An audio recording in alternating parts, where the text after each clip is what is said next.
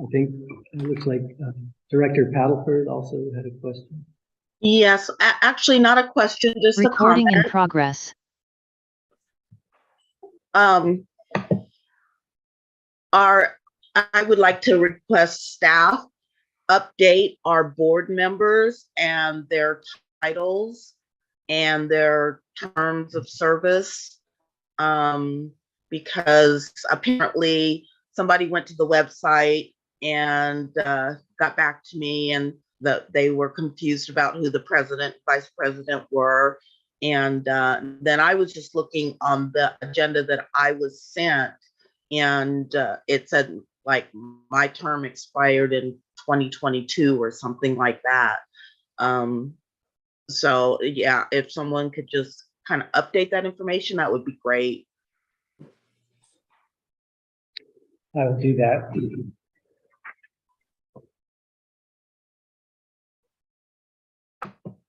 All right. Do we have any more comments? No comment. Any public comments? I don't see anybody raising their hand in the gallery. Then we're ready for the general manager's report. Okay, very good. General manager's report. We had the interviews and offered the job of office manager and board secretary to Alicia Marin. And I'm not sure if I'm saying her last name right, but I'll find out for sure very soon. And she will be starting May 1st. And that also translates to, we asked Jeannie to help with that transition and stay on for a little bit during that time while Alicia gets up to speed. So thankful for Jeannie agreeing to do that. And also looking forward to Alicia Marin starting on May 1st. I'm going to a workshop next Wednesday on understanding state funding. I'll definitely bring back some information on that, but I just wanted to be able to spend a day focusing on some of the state funding requirements in case that comes up in some of our future expansion projects. So that'll be next Wednesday that I'll go to that. One positive bit of information in terms of emails from the county. The county did email me recently about information, the road work on the traffic circles on Cuesta is going to begin in April and May. So that's something that I haven't seen, at least since I've started here, where the county's contacting us first in terms of what's happening in the near future. They also indicated that they are going to start doing the sidewalk starting at the north side of the Burger Barn and up to Faraday. So that's something that's been in the works for a while, and they also believe that it'll start that sometime in April or May.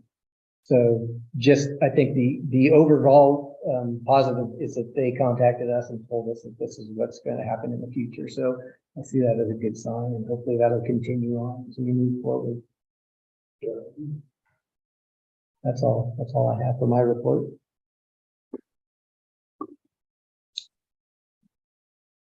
Can I ask a question? Yes. Can you tell us anything about Alicia? Or I know she's working with you, but I'm just kind of curious about her background and stuff like that. Just briefly, she has a background in accounting. She was working in Santa Barbara area previously, and they are now living in Buellton, so she's local. So I think that'll be good for the districts in terms of her physical proximity to the district. And I'll be happy to send you more information on her if you'd like. I can do that. I'll send her resume to you. You can look at that as well. That'd be great. Thank you.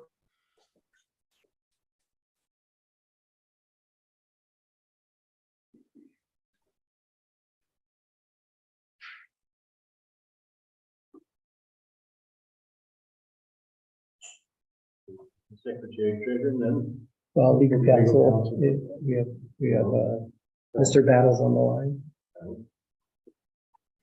I don't have a report, but I have a question. Who is attending the meeting there in person and who is attending remotely? It looks like we have 3 directors in person and Director Jones is remote. Is Director Paddleford attending remotely also? Yes, I am. Okay. The agenda only indicates that Director Jones is attending remotely, I think.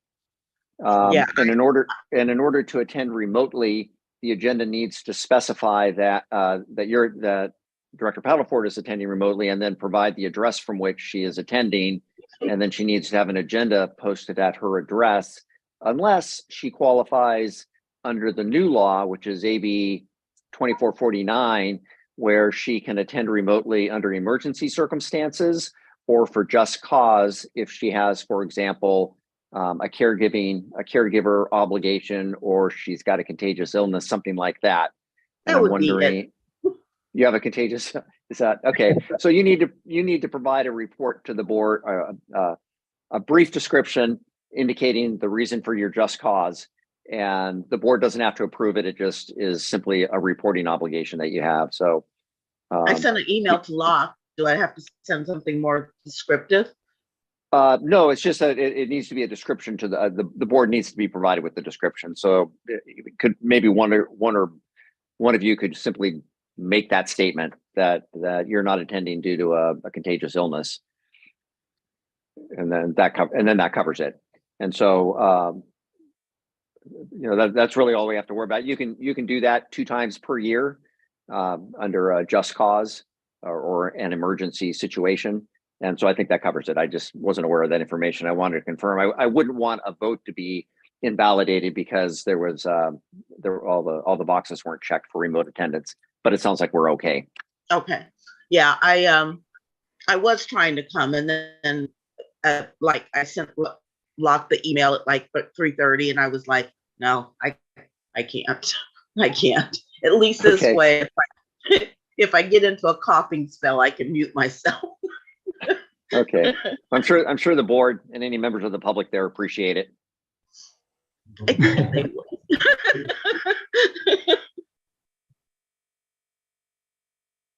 That's all I have.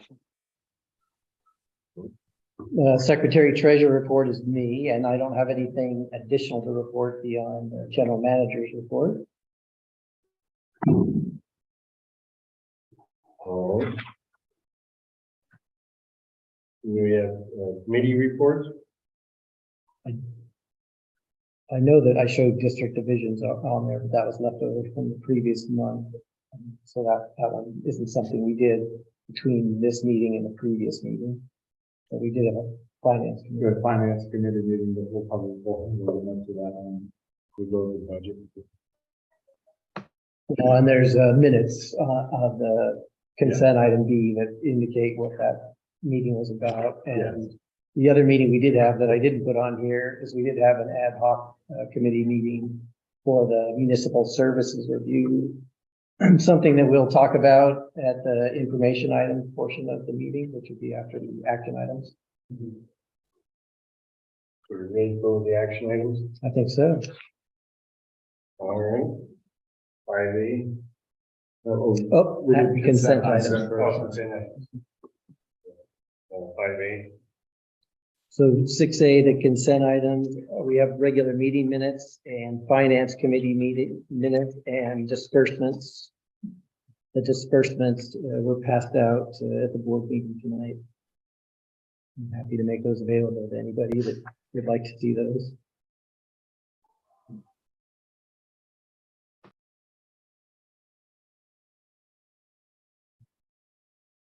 Any comment on the Minutes.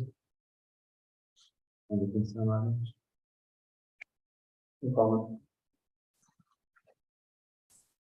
I can make a motion to approve. Second. I second that. There's been a motion by Director Van Pelt and a second by Director Beard to approve the consent items. I'll do a roll call vote on this. Director Paddleford, Aye. Director Jones, Aye. Director Van Pelt, Aye. Director Redfern, Aye. Director Beard. Aye. Motion passes unanimously. Let's move on to the action items.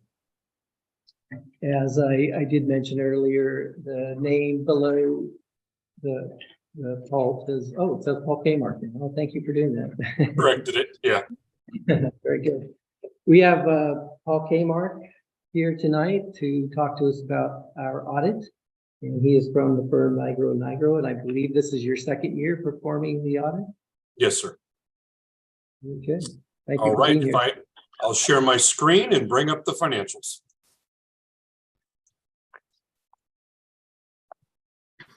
All right, can everybody see the screen?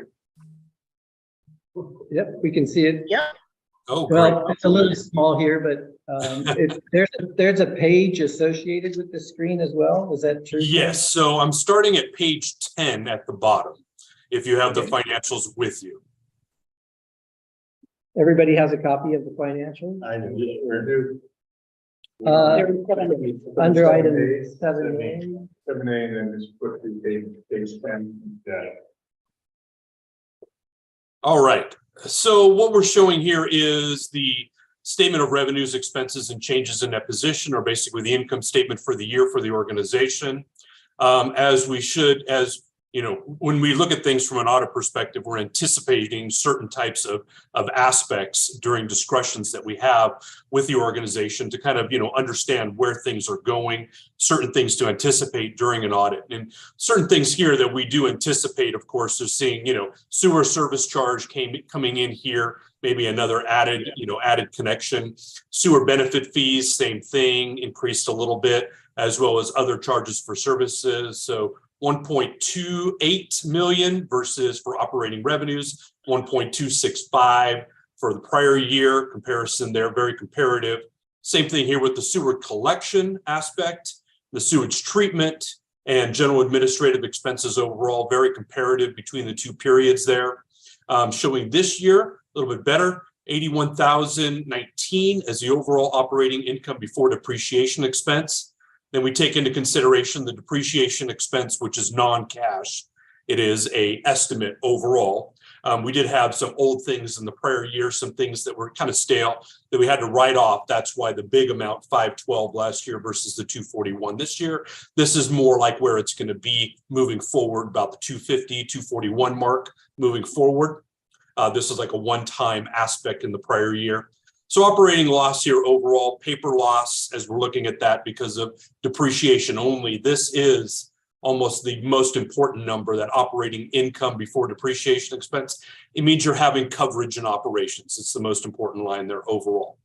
We come down here, we have our property tax or ad valorem coming in to subsidize the overall rates, voter approved taxes, annexation fees, investment earnings for the year, interest expense. Now that you have the new debt for the organization, 1.3 million, paying a little interest there. For the reservation contract, we've got the wastewater treatment operation, sewage collection, wastewater treatment. So overall here for non-operating, 241, 764 versus 272 in the prior year, netting out there to a positive net position before capital contributions. So even covering for depreciation here, we're in a positive aspect.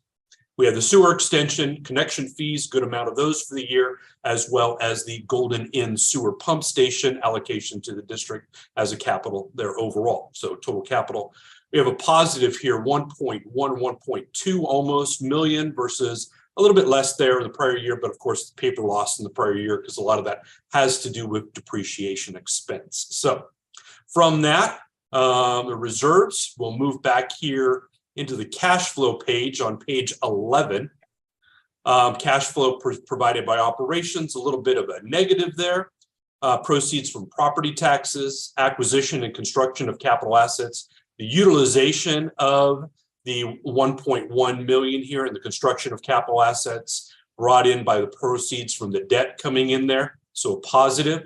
Investment earnings overall. So a net increase in your overall cash reserves, 987,507 here, leaving you with an increase in cash from 4.8 million to 5.5, and then your unspent proceeds here from the bond issuance of 205,097. So when we come back to what's left over at the end of the year, there we see that increase in cash on page number 9. If you go back to the balance sheet on page 9, some interest at the end of the year there, accounts receivable still coming in, some prepaid and other deposits there. Here's the restricted cash, the unspent debt proceeds. Here's the debt down here, 1.25 million. Current long-term portion, current portion to be paid. This is your capital assets overall, 10.3 with the addition of that about 1.1 million of new capital assets here. So overall, your net investment in capital assets, because you have the new debt, 3.4 million.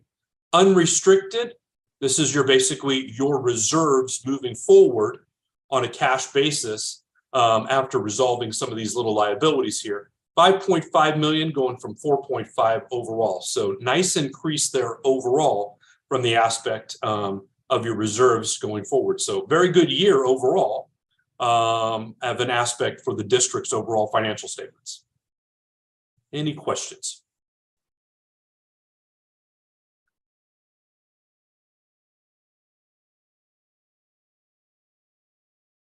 I don't see any questions.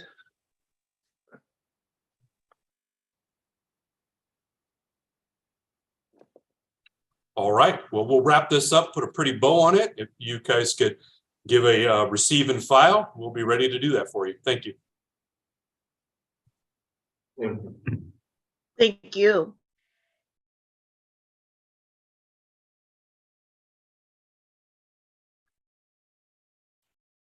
Thank you, Paul. Thank you. Thank you. I know that just in general, there was quite a bit of effort on this side of the table. And with the help with the firm, Heidi Bailey, Christy Even, but I know that in some respects, Paul did probably get some of this information later than he would normally like to, but I know that he worked with us as well. So just wanted to show some appreciation to you, Paul, for that extra effort and working with us at this time. Yeah, we hope to be able to turn this around next year for you here in October. So Yep, it's coming quick. Thank you. coming quick. Yep. So are we ready for action items? I don't know if it was who I asked questions to. I know we ran through some of the capital contributions and understanding. I see the golden in, but our connection fees and the capital contributions. What are those comprised of? Are those in the past year? Are there going to be the connection fees we saw from Verizon? Some for, yeah, anybody that paid their connection fees to some of that's Verizon. I think there might be a couple other. Maybe a couple from. Well, remember the time frame on this too. I suspect that they were probably mostly Verizon. Mostly Verizon. That's what, yeah, I just want to make. Yeah, one or two. Okay, I'm just trying to in my head work backwards. Right. Because it's not, Right. And the time frames get interesting too with the audits, when they end and when the next time frame starts. Mm-hmm. Are we in a calendar year, fiscal year? Actually, it says right here, year ended June 30th. Okay. Right. Yeah, So fiscal year. Yeah, fiscal. There it is. Oh yeah, no other questions but I'm just trying to run through and make sure I'm understanding the large increase in. Well, and behind all this information, there's detail that expresses where that different revenue came from. So we could look at that and find that, but I'm not sure exactly what it is, but we could definitely find the details behind the totals. Yeah, I think I'm not sure if we can agendize it, but it would be interesting to dig in so we understand a little bit more, especially for our expectations in 2023 for the revenue on surplus. I know we have a lot of demands on us as a district coming up, and so it's nice that we should be able to be forward looking. So that's all. That's my only. Well, one of the things we noticed just on sort of on the backside of that is a lot of the documents are hard copies and not so digital oriented, which just made that discovery of some of those documents just that much more interesting for us in terms of finding the documents. And so I hope as we move forward, a lot of this will go more in a digital format and make it easier to find when we're at the point where we need the information and accumulated format. So we look forward to doing that as well.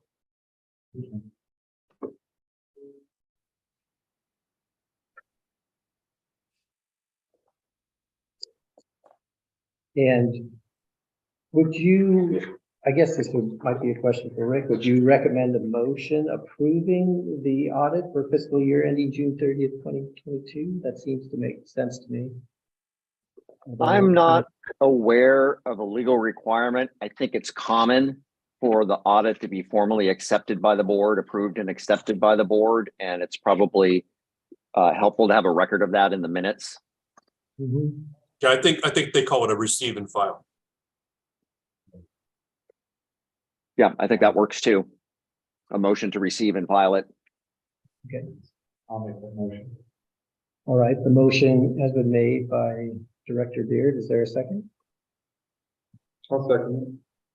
There's a motion by Director Beard and a second by Director Van Pelt to receive and file the audit report submitted by Nigro and Nigro for fiscal year ending June 30th, 2022. I'll do a roll call vote. Director Battleford, Aye. Director Jones, Aye. Director Van Pelt, Aye. Director Redfern, Aye. Director Beard. Aye. The motion passes unanimously. Thank you. Thank you again. Thank you all. I'll be talking to you next year. Bye. Thank you Thank so you. much.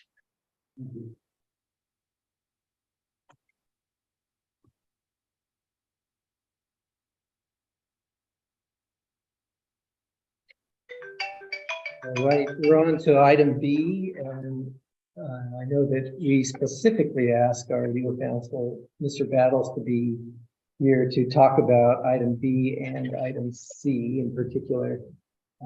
I know that I personally have not done a public hearing in a couple of years, so if I trip or stumble during this initial process, please feel free to point that out. But at least my understanding is we would open this up to a public hearing at a specific time, 6:02. And that is to adopt the ordinance increasing director compensation. Oral or written protest may be made at the hearing. And then there's some actions required. So I would say that the public hearing is open at 6:02 p.m. And do you want to make any sort of a staff report, provide any comments Right. before public testimony? I did want to do that. The thing that I saw, and I had pasted this from another public hearing, was the opening, receive public comments, but then the fourth item was to receive the staff report, but that seems like there's a little bit of redundancy in there in terms of public comment. It makes more sense to me to do the memorandum, to talk about the memo and then go to public comment like we normally would do with a staff report. I agree. Yeah. All right, very good. So then I'll at least open up the public hearing, and then I'll have Mr. Battles take over from there. This is something that we had discussed at least at the last two meetings, and we realized at that time that the process requires a public hearing and some public notices, which we have done at this point. And there's some attachments associated with this memorandum. We have the draft ordinance, a public notice, and then I put a table in there just to talk about the increase if we need to. The table's quite small and we can look at that, but this also was based on some communications with Mr. Battles about the potential for increase, and we can talk about that when it comes up as part of the conversation.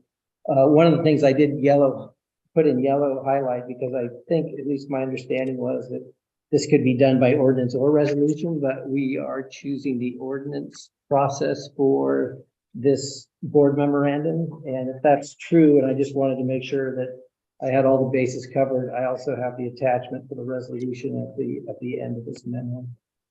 And I think unless otherwise, if you're ready to give us a summary, Rick, or Mr. Battles, that would be fantastic. Okay. On that last point first, ordinance versus resolution, in order to approve an increase in compensation, the board needs to adopt an ordinance that approves that increase. The reason for having a resolution is that the current compensation is set forth in the board policy manual. And so if the board approves a compensation increase by ordinance, it needs to also adopt a resolution formally amending the policy manual so that the policy manual is consistent with the action taken pursuant to the ordinance. And so if the board does adopt the ordinance to increase its compensation, it would want to also then adopt a resolution to make the board policy manual consistent. So that's sort of a procedural detail. By way of some very, hopefully pretty brief background here, there are all kinds of different public agencies in the state of California, and most of them have a statement in their principal act, in the case of SYCSD, the Community Services District Act, what the board compensation is. And that would be pretty much set in stone by statute for a long period of time until a particular group of public agencies, Community Services District, went to the legislature and would say, we want our compensation increase. So then one agency after another would do that. And finally, the legislature essentially got fed up and said, okay, we're not going to do this anymore. From now on, you approve your own increases in compensation. Or it started off with water districts. Water districts can improve their own increases in compensation. The legislature doesn't have to get involved in that, but we're going to make it a fairly rigorous process. And so the process is that you publish a notice, you have a public hearing, you adopt an ordinance, and then that ordinance is subject to challenge by the public. And if the public challenges it, successfully challenges it, then you can't have a compensation increase. So that's why the procedure is a little bit cumbersome, because the legislature has delegated an important function to the board where there's obviously a self-interest and where the public might have an interest in taking a close look or being able to control that in some way. So the procedure that we have to follow is spelled out in the board memorandum, with the publication of a notice 2 weeks in advance, gets published twice, and then you have the ordinance, and the compensation increase can't exceed 5% for each calendar year since the date of the last increase, which in this case, I understand was March of 2007. And the question for Locke there, were you able to find a resolution or an ordinance that did it in 2007? I never was able to locate that. I did, yes. Okay. Yeah, March 21st, 2007, it was resolution 0706. Okay. So from that date forward, for each calendar year thereafter, you can increase your compensation by 5%, not compounded, but for each of the years that passes. So that that results in a maximum compensation at this point of $75 increase for 15 years. The table that's included with the board memorandum shows this year also being another increase, but I think there would be some risk if you did that, because the language is for each calendar year after the last increase. So the first calendar year after the increase would have been 2008. And we don't yet have another calendar year for 2023. We've only got a partial calendar year, and the statute doesn't say that. So I think that there would be some risk of a challenge to the extra $5 for this calendar year, since the calendar year hasn't yet been completed. So that is on the amount of compensation. And then there's a procedure once you adopt an ordinance that it gets published in the newspaper. And in this case, the ordinance doesn't take effect for 60 days, which is sort of unique to this type of ordinance. And that's so members of the public would have an opportunity to challenge it. And that is the process. So you will solicit public comments as part of the public hearing, close the public hearing, and then you'll discuss whether or not you want to increase your compensation, and if so, by how much, up to a maximum of $175 per meeting. And then you'll also have to do a similar determination for committee meetings and similar non-board meeting activities. And that, I think that covers the process. I think the tables express that process pretty well. And I know that just to talk about that table on the back, I think this was a conservative approach. And so you can see that starting with $100 on March 7th, and then adding $5 to each calendar year now, is how that table was formulated. And, it does seem like the conservative approach to calculating the maximum, which Rick pointed out would have been for the 17th of March, 2022. So that maximum would be 175. And likely the meetings other than board meetings are at 50 currently, and the maximum for that would be 87.50, which is adding $2.50 per year since March 2007.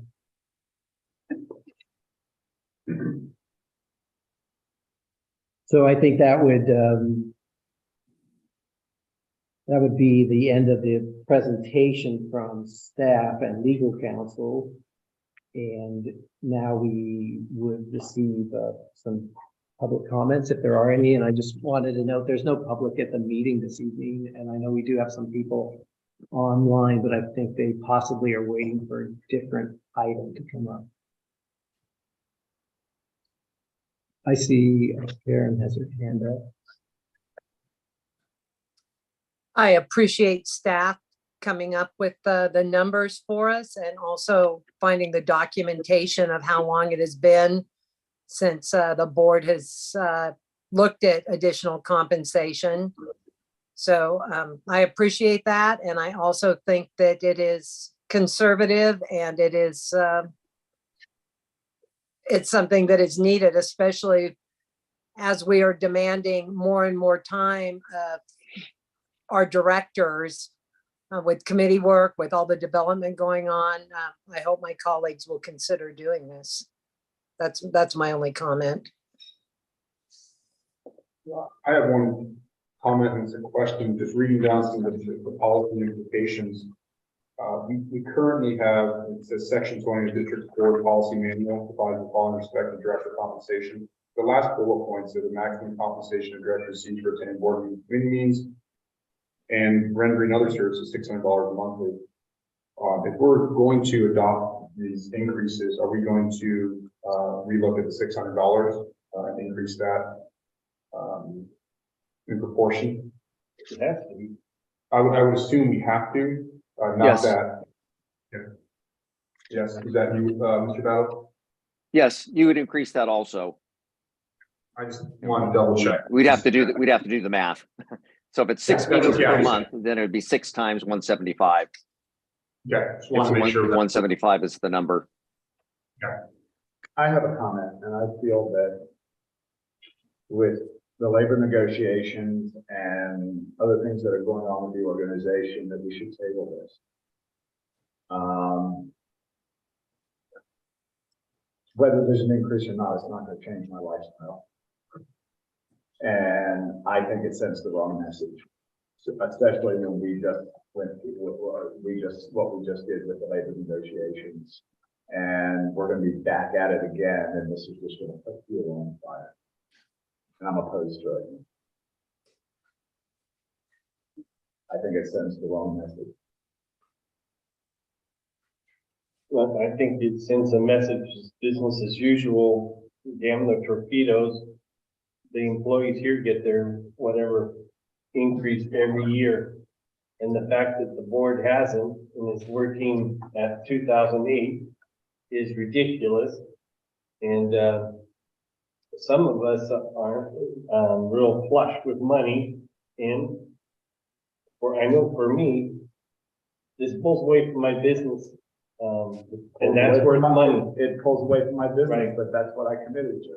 I committed to it too, but I do still think the board should be paid fairly, that this actually shouldn't be something that we have to think of and actually come up with ourselves every year or whenever, obviously 15 years, that it should just automatically happen. Rick, President Redford brought up a good question. Is there a way to, and I'm not saying I'm recommending this, I'm just understanding this automatic increase, is that something that that is allowable, or do we have to go back every year and go through the same process to approve an increase? You have to go through the same process every time you want to approve the increase. There's not any mechanism for making it automatic or attaching a cost of living adjustment to the increases. I'll try to make your life easier. Karen. Thank you, and thank you for calling on me. I appreciate it when people wait to be called on to speak. And I would like to reiterate what I said earlier. And I don't think it needs to be about me or any of my colleagues personally, or how much it will change our lifestyle and try and pit people opinion-wise according to their income. I think this has a lot to do with attracting people to serve and who do the math on if they have the time to take away from their business. We're doing our redistricting right now. And I think that it is important that we respect the time that we put in here. I don't think it would necessarily change any of our lives, but I'm not going to be flippant about it. And I think it's overdue. I think that if we did the 5% increase every year like we're allowed to, then nobody would ever say anything about the $5. The fact that it hasn't been done for so long and people have volunteered their time and given, their time freely or uncompensated or makes this one time look bad. I'm not opposed to an increase. I'm opposed to the timing of it because of the way it looks, especially with us in labor negotiations and the lawsuits. But there's going to be negotiations going on every few years for the end of time. And I think it sends the wrong message. So that's my opinion. then I understand. But I respect your opinions and everyone else's opinion, And we respect yours. Yeah. But I think with the union, they rely loosely on the truth. They're gonna find fodder to shoot at us no matter what. Absolutely. I just don't want to give them more ammunition. I mean, they're talking $75.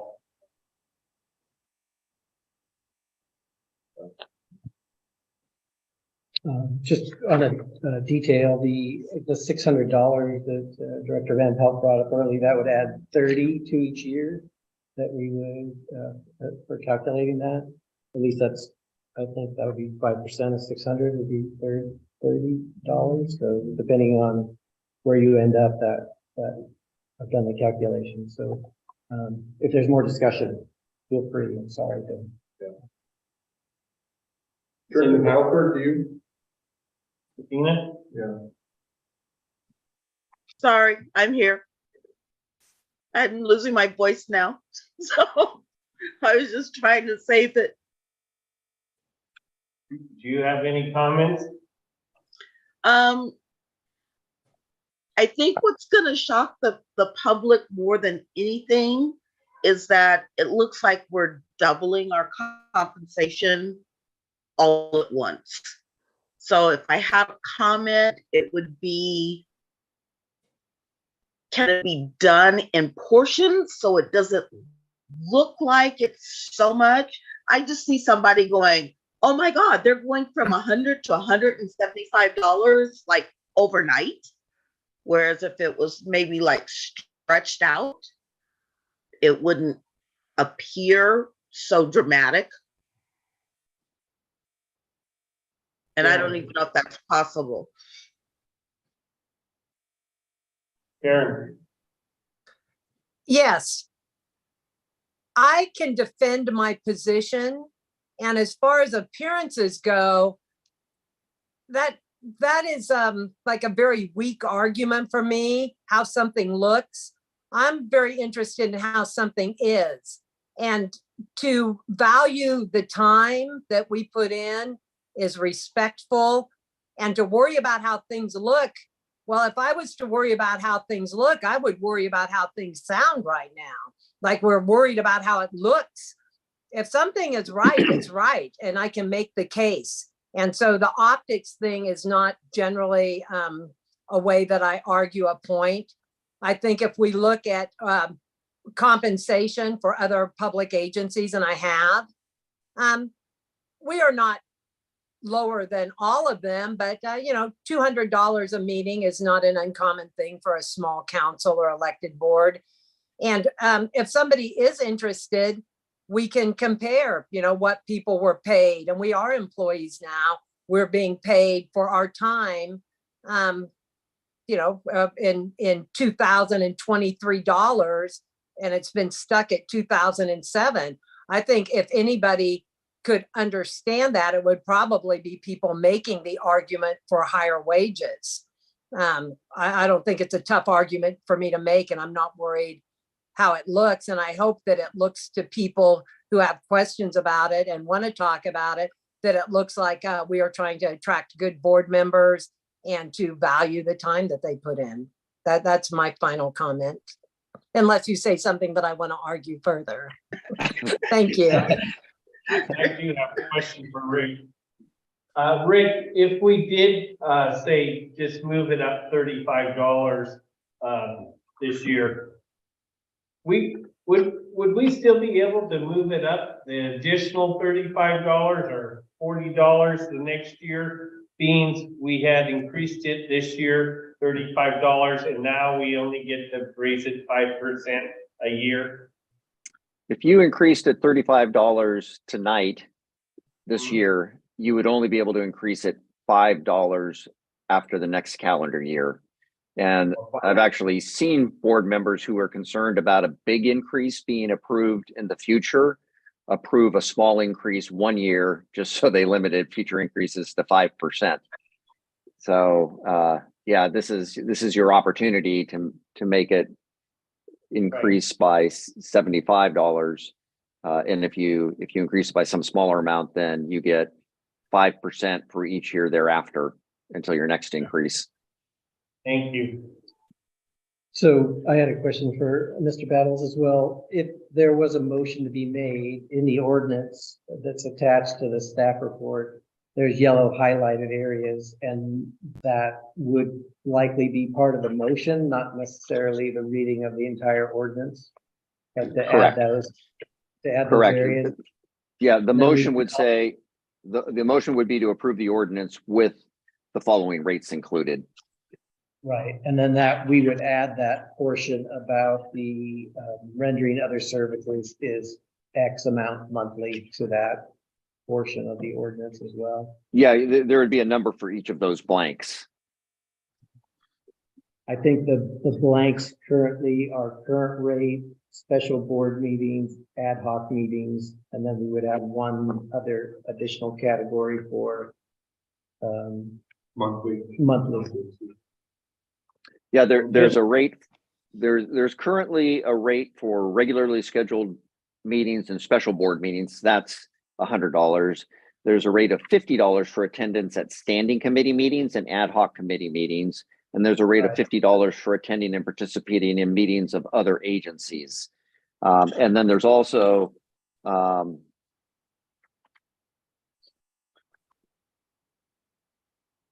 guess then there's not a maximum per month, but we would need to put the maximum per month in the resolution that is in the board policy manual.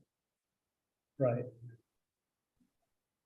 Did you come up with that final number for the maximum? Well, I think looking at that, if we discount that last, of 17th of March 23, we would be looking at 17th of March 22. The maximum would be 175 for the board meetings and special board meeting, and 8750 for the ad hoc committee. And the standing committees and ad hoc, 8750. Yes. And then we would also extend that to participating meetings of other agencies, 8750. Yeah. Across the board. And I know that always, I guess we can argue about the final number. I just want to put this in perspective a little bit. In 2007, with $100 compensation, you could have probably bought 83 gallons of gas. Today, we would be hard pressed to get 20 gallons of gas. This is why we need to get our numbers back to what they were being compensated in 2007. I mean, we're not trying to be greedy, we just want to be fair. Yeah, I'll second. When I became a board member, my friends were unaware of what the CSD was, and I explained it to them, and they said, "Do you get compensated?" And I said, "I do. It's not a lot of money. It's more civil service." And they said, "No, what do you get compensated?" And I said, "I think you get, $100 a meeting." It was for my first couple of months, and it might be smaller. And they kind of laughed at me. I don't know if this is more of a generational thing, or such, but they thought it was a waste of my time, a waste of their time to consider it. And I found that I do agree. I don't necessarily, I agree with one, the optics are pretty tough right now, but I'm not going to worry about the optics. I'm going to worry about retaining, recruiting. And if you want to bring someone younger on board, or someone that works, right, and is bypassing making money to come here and give their time, then $100 is hard for a lot of people to swallow, because they find it to be a potential waste of their time. And I buy into that. I do think that, from what I've heard from my friends, It's more, I didn't mean to interrupt you. I always read this from one end to the other, ahead of the meeting. And some of these are quite large. It can take a couple hours. Anyways, there's no compensation for that time that I'm sitting there at my desk reading this. I think that 175 is more than fair number to go to, and that we would be making a mistake to take less. But I'm happy to go with however the majority of us see it.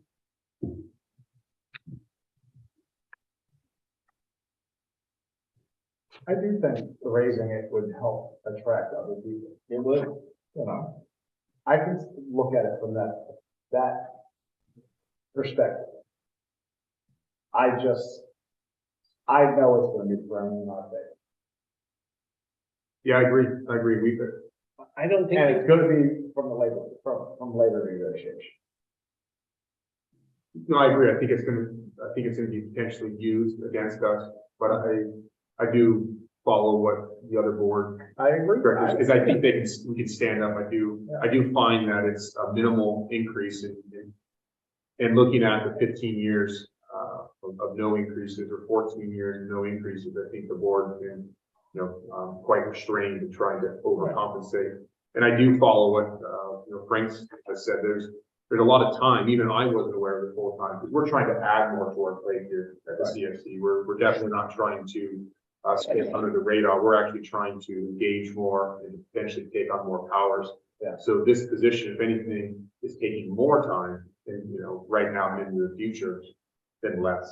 Right. So yeah, and I'm stuck too. I really think it's hard. It's hard to actually approve my own increase in pay. I've never really been in a position to do that, nor am I used to doing it. But I think there are larger implications in the future of retention and potential recruitment, when you can offer hey, that sounds good, that daily whatever fee. So I'm stuck on it, but I do tend to lean a little more towards thinking this is good for the district's recruitment and long-term prospects.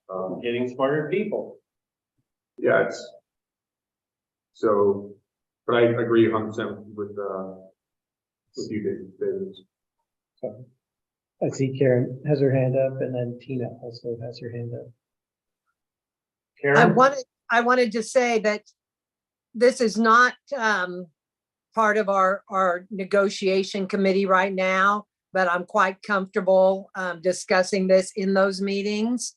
And I think that I would do a job making an excellent argument when it comes to comparative analysis of 2007 salaries.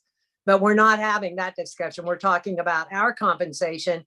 And I can say without a doubt, I'm comfortable making the motion when we're ready to move forward. I'm not worried about the optics, and I think it's good for the district. So when it comes time to make a motion, and nobody wants to be the one that asks for such a dramatic increase from $100 to $175 over a 15+ year period, I'm comfortable doing that, and I think I can defend myself. my position. Ina? This question doesn't have anything to do with the 5%.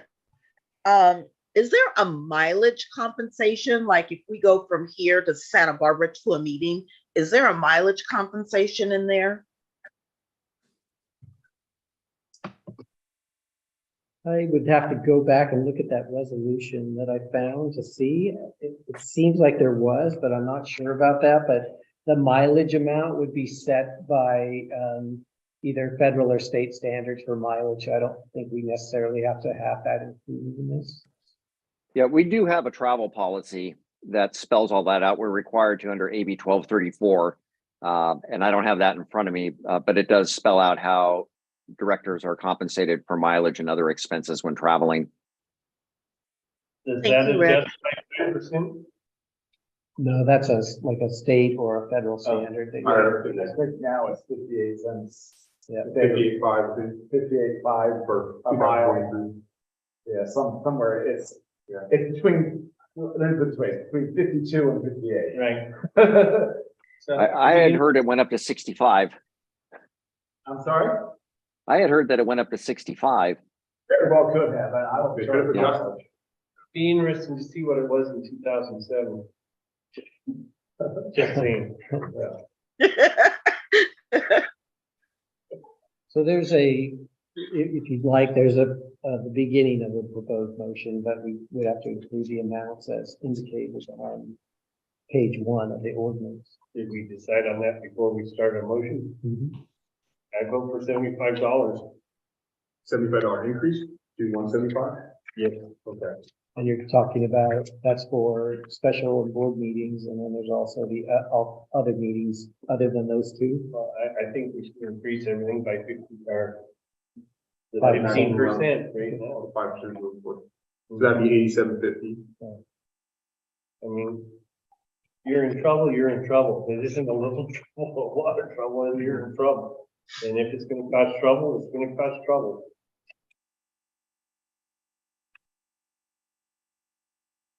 Okay, so I had another question. We're voting right now on the amount we want to raise, and then it goes out to the public for their comments. And they can actually come back and say, no, that's too much, or something like that. It doesn't go out to the public for their comments. The public has the opportunity to submit a petition protesting the increase. So they have an opportunity to disagree. They have to file a petition protesting against the adoption of the ordinance and present it to the board prior to the time that the ordinance becomes effective, which would be 60 days from the date of passage. That petition has to be signed by at least 10% of the voters within the district. And if you receive that petition, then the board has the opportunity to repeal the ordinance. And if it doesn't get repealed, then let's see, must file the ordinance, must submit the voters to the ordinance for an election. So if it doesn't, if there is the 10% petition and the board doesn't repeal the ordinance, then the voters have an opportunity to vote on it and approve it. Okay, thank you.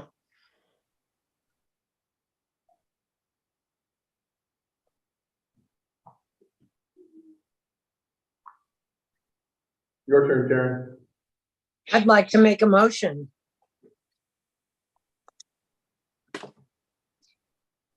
I may need some help.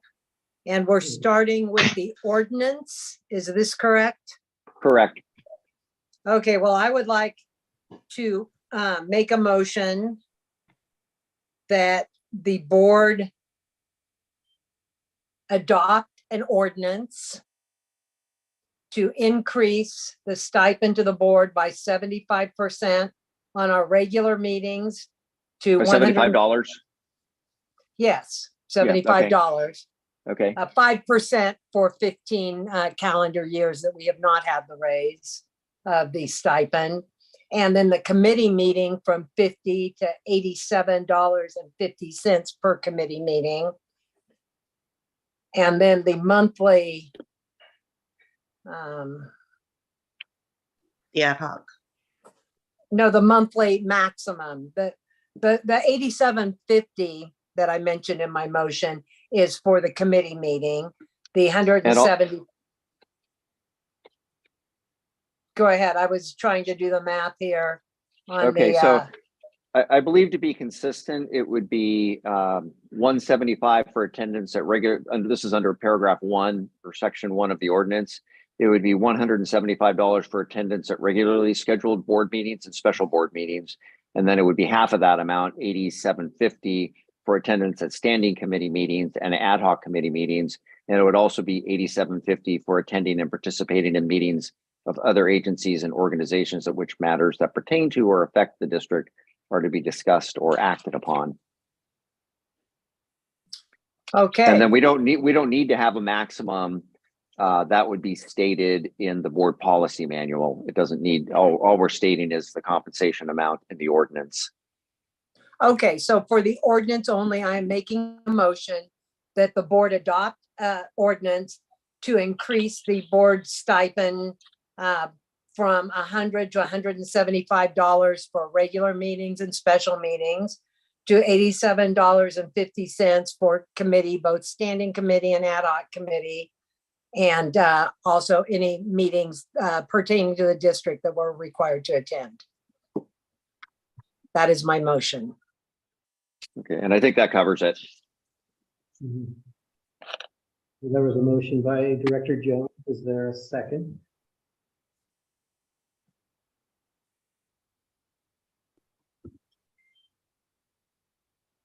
I'll second it. There's been a motion, a second by Director Redfern. And everybody understands the motion? I have a question about the wording of the last one where she said, like county meetings were required to attend. Is the word required necessary in that language? What if there's just a meeting that we want to go to for whatever reason? To be more accurate, it should simply say for attending and participating in meetings of other agencies and organizations that which matters that pertain to or affect the district are to be discussed and or acted upon. Okay, thank you very Okay. much. Basically the third blank in section 1 of the ordinance Okay, would be thank another you way to very- identify it. Karen, I will amend my motion to the language used by Mr. Battles. Very good. There's been a motion and a second. I have a quick question. We do have required classes that we have to take. Don't we get paid for those too? Like the what is it? Sexual harassment and Ethics and. ethics and yes. Yeah, I think that would fall under the category of Required other classes. agencies and organizations. Right, that's fine, as long as it's covered. There's a motion and a second on the floor, and I'll do a roll call vote. Director Paddleford, Aye. Director Jones, Aye. Director Van Pelt, All right. Director Redfern, Aye. Director Beard. No, The I'll vote take is, yours. the vote is 4-1. The motion is approved.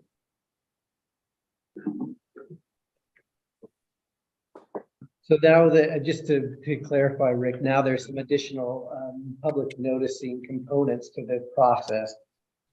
And I think you have that pretty well spelled out on the tables that you had included as part of the board member. Yeah, and it's not further noticing, it's publication in the newspaper. So within 15 days, the ordinance needs to get published once in the newspaper, along with the names of the members that voted for and against it. Right, so that's on the the page with the tables for this. Yes. Board, and it's the second table on the last page that says that has the government code reference in that as well. Yeah, yeah. And so with that, within the 15 days after the passage and the ordinance published once, then we're in a time, that 60-day time period. Correct, before it becomes effective. And during that time, the voters of the district could file a petition signed by 10% of the voters to challenge the ordinance, in which case it would need to be submitted to the voters if it weren't repealed by the board.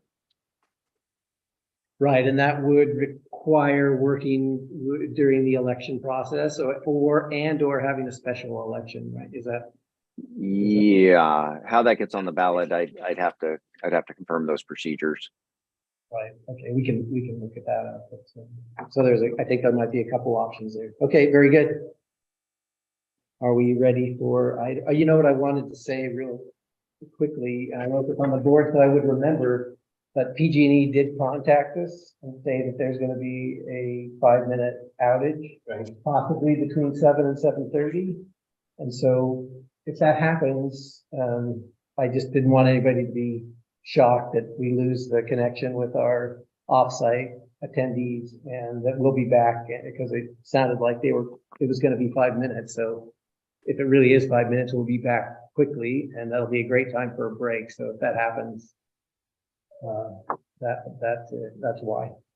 Okay, one comment here. As we discussed, the board should also approve a resolution to amend the board policy manual to make it consistent with the increased compensation, since the board policy manual also addresses the compensation.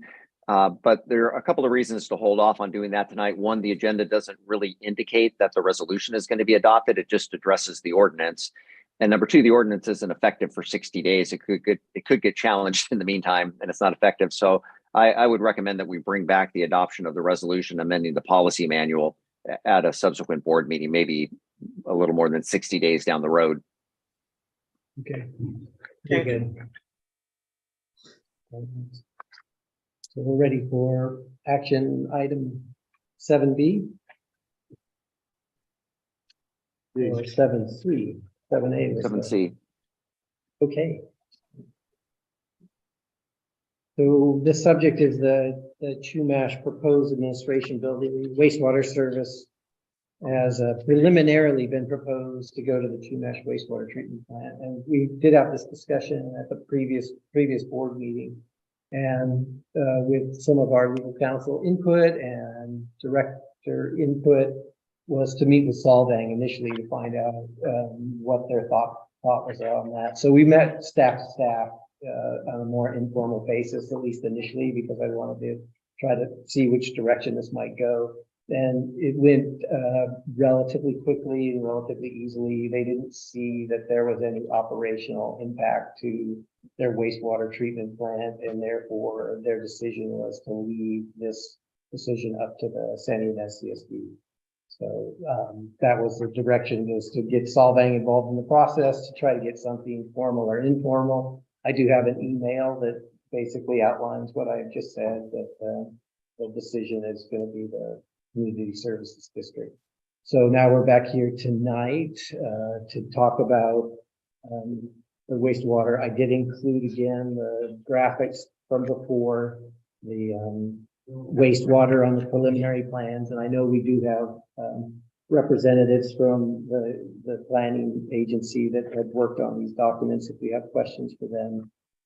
Essentially, the one thing I wanted to make sure everybody knew that there'll be a service provided one way or the other to the new administration buildings. Now it's just a matter of, will that wastewater go to the wastewater treatment plant at the casino, or will it go to the wastewater treatment plant at Solvang? It's open for discussion. I guess, unless, did you want to add anything to that, Mr. Battles? No, I don't have anything to add at this juncture. It looks like Karen has her hand up. Oh, sorry. Yeah, So, I have a couple of questions. Do you have the identification number for what lots we're talking about here? you mean the APN The numbers AP, on? yes. Um, I'm not, maybe I'll defer to Brian, who's on the line with us. If you have those, I know I can find those relatively quickly on the. Yes, thank GIS. you. It's Brian Tetley with Urban Planning Concepts. I don't have those numbers committed to memory, but it's basically the entire block on the south side of Numancia, east of Edison, to the corner there. There's the 8 assessors parcels, which we're in the process of applying to the county surveyor to merge those into one lot. Each of the existing APNs has an existing certificate of compliance with the county, so they're all 8 legal lots to be merged into one to contain this development we're proposing. Part of what I wonder about this and is, has LAFCO been involved in this yet, as far as whether this would be something that for instance, really early on in my tenure as a director here, the tribe had requested annexation, and I'm not sure if it's for the same property or not. They did a PowerPoint presentation, and at that time, Mr. Hood was the LAFCO person involved. And I wondered what the resolution of the application to LAFCO was, if that's still on the books, and if these are the same parcels. Yes, I don't believe these are the same parcels. I don't think there's any nexus for an annexation for these parcels. We're within the district boundaries.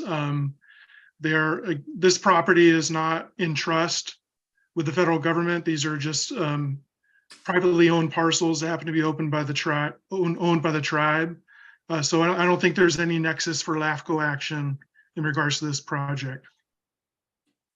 And how many parcels? You say 8? 8 assessors parcels, which are also legal parcels, with each has a certificate of compliance issued by the county some years ago. And we are applying now with the county surveyor to merge them all into one large legal lot. Okay, the annexation letter that I found in my old packet was for parcels. It's 230-10/013, same number /015/017. And they were in the same area.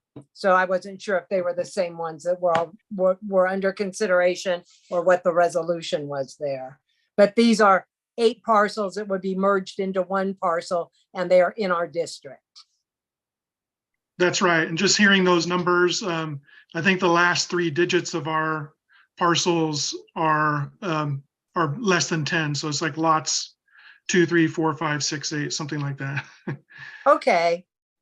I'm just trying to get a idea of what we're talking about and get clear in my head what part of the district it's in. Sure.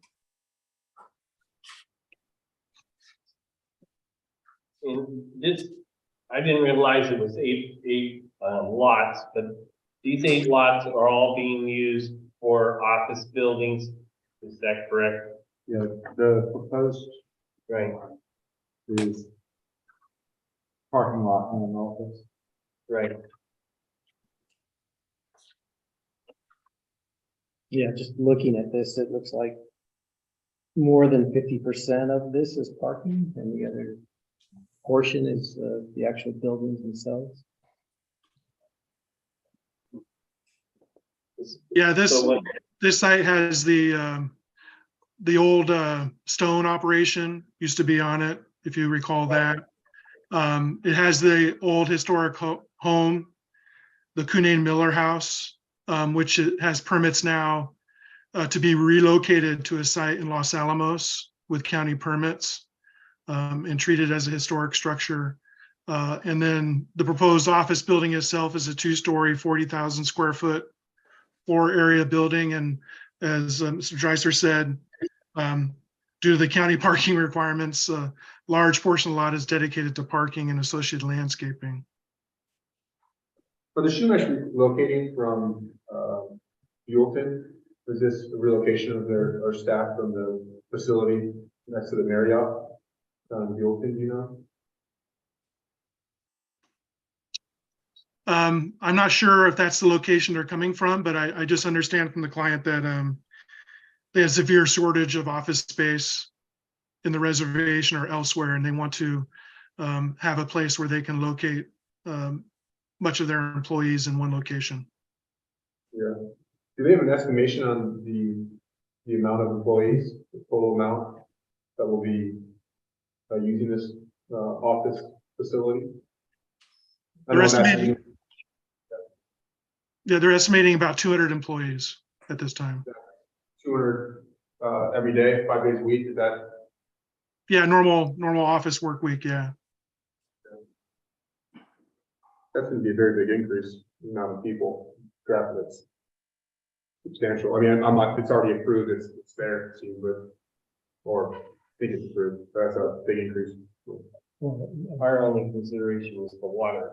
No, I understand. I'm just more generally just looking at it. It's in our sphere of influence. So you're talking about. We actually go into some of the other issues that we could discuss later, but we talk about traffic and cars and the such, right? And people walking, but I'll save that for another time. Thank you, Brian, for answering the question. I think there's a lot. My only comment is there's a lot to chew on here. I think there's some long-term ramifications if we don't take this seriously on how we handle it. Mr. Battle, what's the procedure? If we were to table this, can we come back and have another discussion or a closed door discussion on this? What's is that possible? You can certainly table it and bring it back and continuing discussing it, at as many meetings in the future as you want. I'm not sure that there would be a way to have a closed session discussion relating to this. I don't see any of the closed session exceptions applying here. We don't have pending litigation. We don't have real property negotiations. We don't have an employee matter, labor negotiations, anything like that. So I would say there would not be a basis for having a closed session. You'd have to discuss it in an open session. But you can do that at another meeting or at various future meetings and at special meetings. Okay. Director Jones had her hand up. Aaron. I have a couple of questions. First of all, it's good news that we have more options, that Solvang is not going to contest if we want to explore this or decide to go this way. So that's good news. I would like to hear back from staff a little bit more detail, specifically because these are not in our sphere of influence. My understanding is they are actually in our district. Is that correct? These parcels are currently part of our district? Yeah, they are in our. They are sphere of influence. It's in Well, the discussion. But those are two separate things, right? Like, I'm just trying to get clarification there. Every Well, parcel that's annexed is within your sphere of influence also. And you have some properties in your sphere of influence that haven't yet been annexed. I understand that, and I wanted to clarify that. So what I'm clarifying is this is something that is in our district currently. Has been annexed. Yes, this is already in, right? Mr. Dreisler, you could answer that. Yes. Okay, so with that in mind, I would like to hear from staff. I like the idea of continuing forward with this because now we know we can continue forward with a couple of options at least. And I would want to know what capacity fees, if this were treated like any other office building coming into the district, and compare that. Like what is our upside? What is our downside? How does this benefit our district? So I think this further discussion is definitely a good way to go rather than making a decision tonight.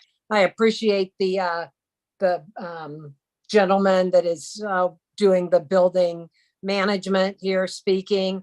That's helpful, but getting more information will help us decide and make a good decision for the district. One of the other things we discussed on top of that was if we do end up having the wastewater go to the Chumash wastewater treatment plant, we wanted to have some sort of agreement with the assistance of our legal counsel to outline the uniqueness of the situation as well. And maybe we can discuss some of those details as part of a future discussion. Aaron, I think that would be good. I think it's worth noting, when we move forward with the discussion, any risk that we're taking, should the tribe decide that they don't want to contract with us anymore. That's come up a couple of times, how that would impact any decision. So it would be good to discuss and play out different scenarios before we make any final decision. That's my opinion.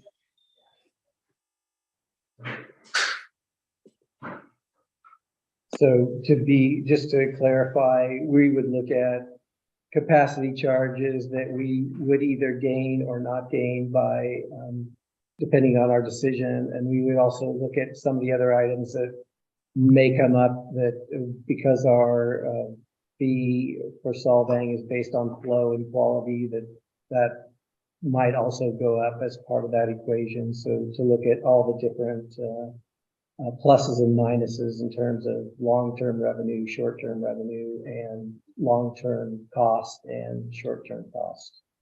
And the uniqueness that you mentioned, the uniqueness of the agreement to play out a couple of different scenarios, or any that we can come up with where we could in any way benefit or endanger our district.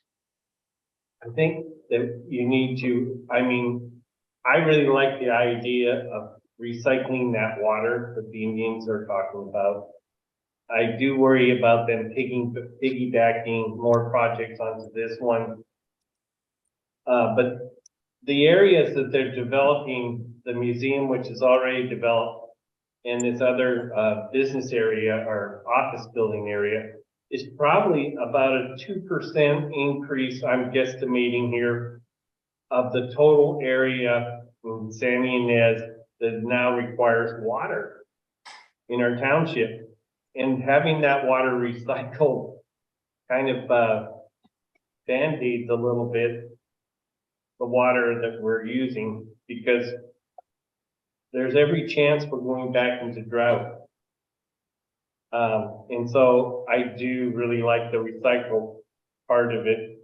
I really would like to be secure in knowing that it's this project we're talking about, and only this project that we're talking about doing right now.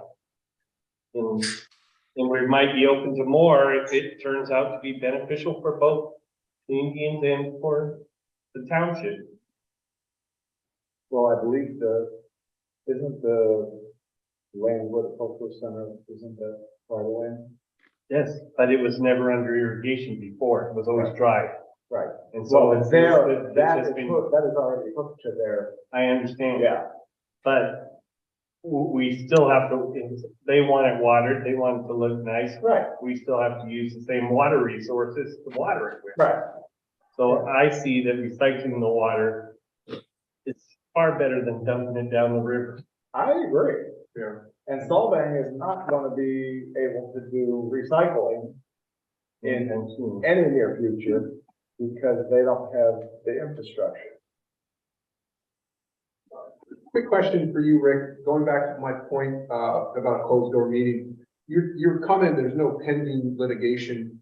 What if a scenario, because we're treating the tribe, because it is a unique situation, we treat them differently, would that invite litigation, potential litigation? And if it was inviting potential litigation because we are treating the party differently than another party next door, would that qualify us to have a closed door session for the potential of litigation brought by a special treatment of a different entity?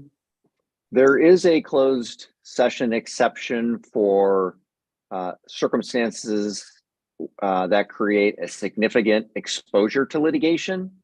And you have to look at the specific facts and circumstances and have an opinion from your legal counsel that there is a significant exposure to litigation. you know, in the absence of some sort of threat by the tribe, it seems awfully early in the process to me to make a defensible claim that the district has a significant exposure to litigation if it discusses this issue in open session. This isn't in my experience the kind of situation where you would qualify for a closed session at this point in the process. If you were to have a discussion and indicate you want to move forward with this action, and you get a letter from the tribe or public comment from the tribe saying, well, if you do that, we're going to sue you, then there would be a significant exposure to litigation if you took the final action. But just discussing the issue and reviewing your options is the kind of thing that the Brown Act really wants to occur in an open meeting so the public knows what's going on. And until you get to the point where you can clearly demonstrate that based on the facts and circumstances, there is a significant exposure to litigation, you can't have a closed session. It would seem to me you'd be having a closed session just because, you know, there's some remote chance down the road, depending on which direction this goes in, that there could be some litigation exposure. I think we're too early in the process to use a closed session for that reason. Yeah, and that was actually more, and no, I appreciate that response. It clarifies my thinking. I was just more interested in knowing if there was a separate party, separate from the tribe, a different business or a different development that would look at this as special treatment towards the tribe, and therefore send us a letter. And that was, again, what I'm thinking, because I'm trying to avoid having any of our constituents here in the downtown corridor, in particular in future developments, take a negative viewpoint if we do treat the tribe separate and uniquely instead of like our policy. Yeah, mandate. So that was my concern, not so much the tribe itself threatening litigation, it's more other entities threatening litigation. I see. Yeah, and so I you know, there's a situation where if you've got a threat of litigation coming from business owners or other people in the community, we're still not at the point where there's a significant exposure. And I think the Brown Act wants the discussion here to be open and public so that members of the community know what's going on, so they can determine if they're concerned about this. And then if it looks like the board is moving in the direction of doing something that the community is upset about, then you could make a determination at that point that there is a significant threat of litigation based on your comments that you're hearing from the public, or threats, or promises, whatever they may be. Again, you would then have the facts and circumstances that support a finding that there's a significant exposure to litigation. You don't have those facts and circumstances yet. Thank you. Yeah. Do you have the Karen?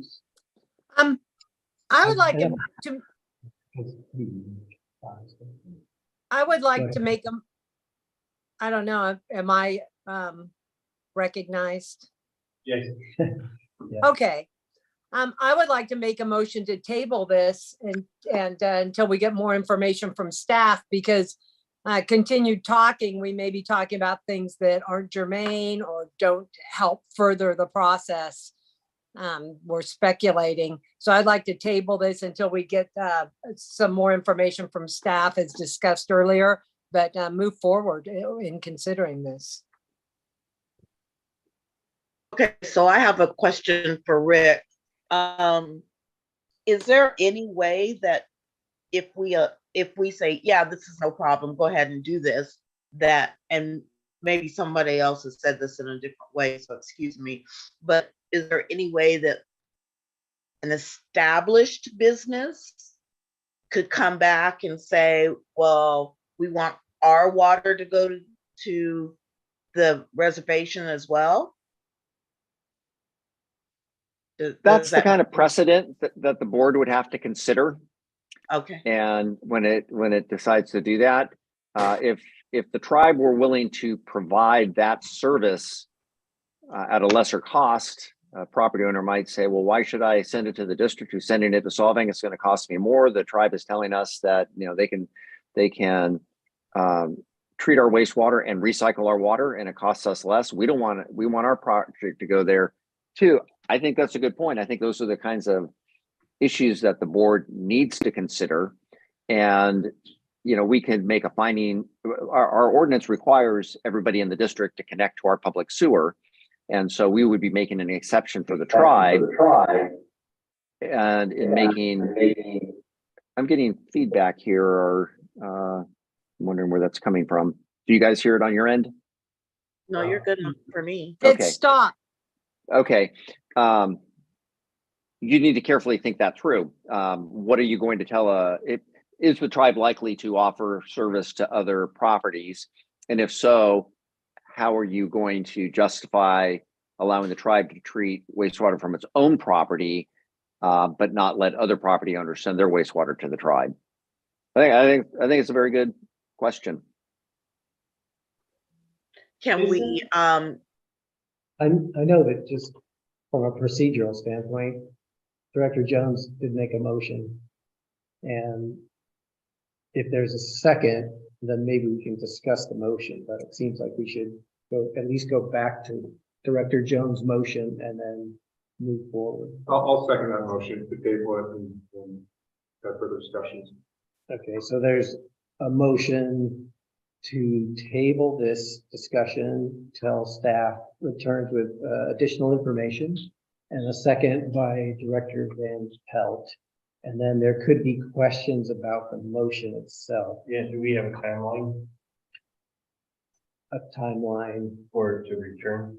At least part of my thought process at this moment would possibly to bring some of this back to the wastewater committee, just to work out some of the details ahead of time.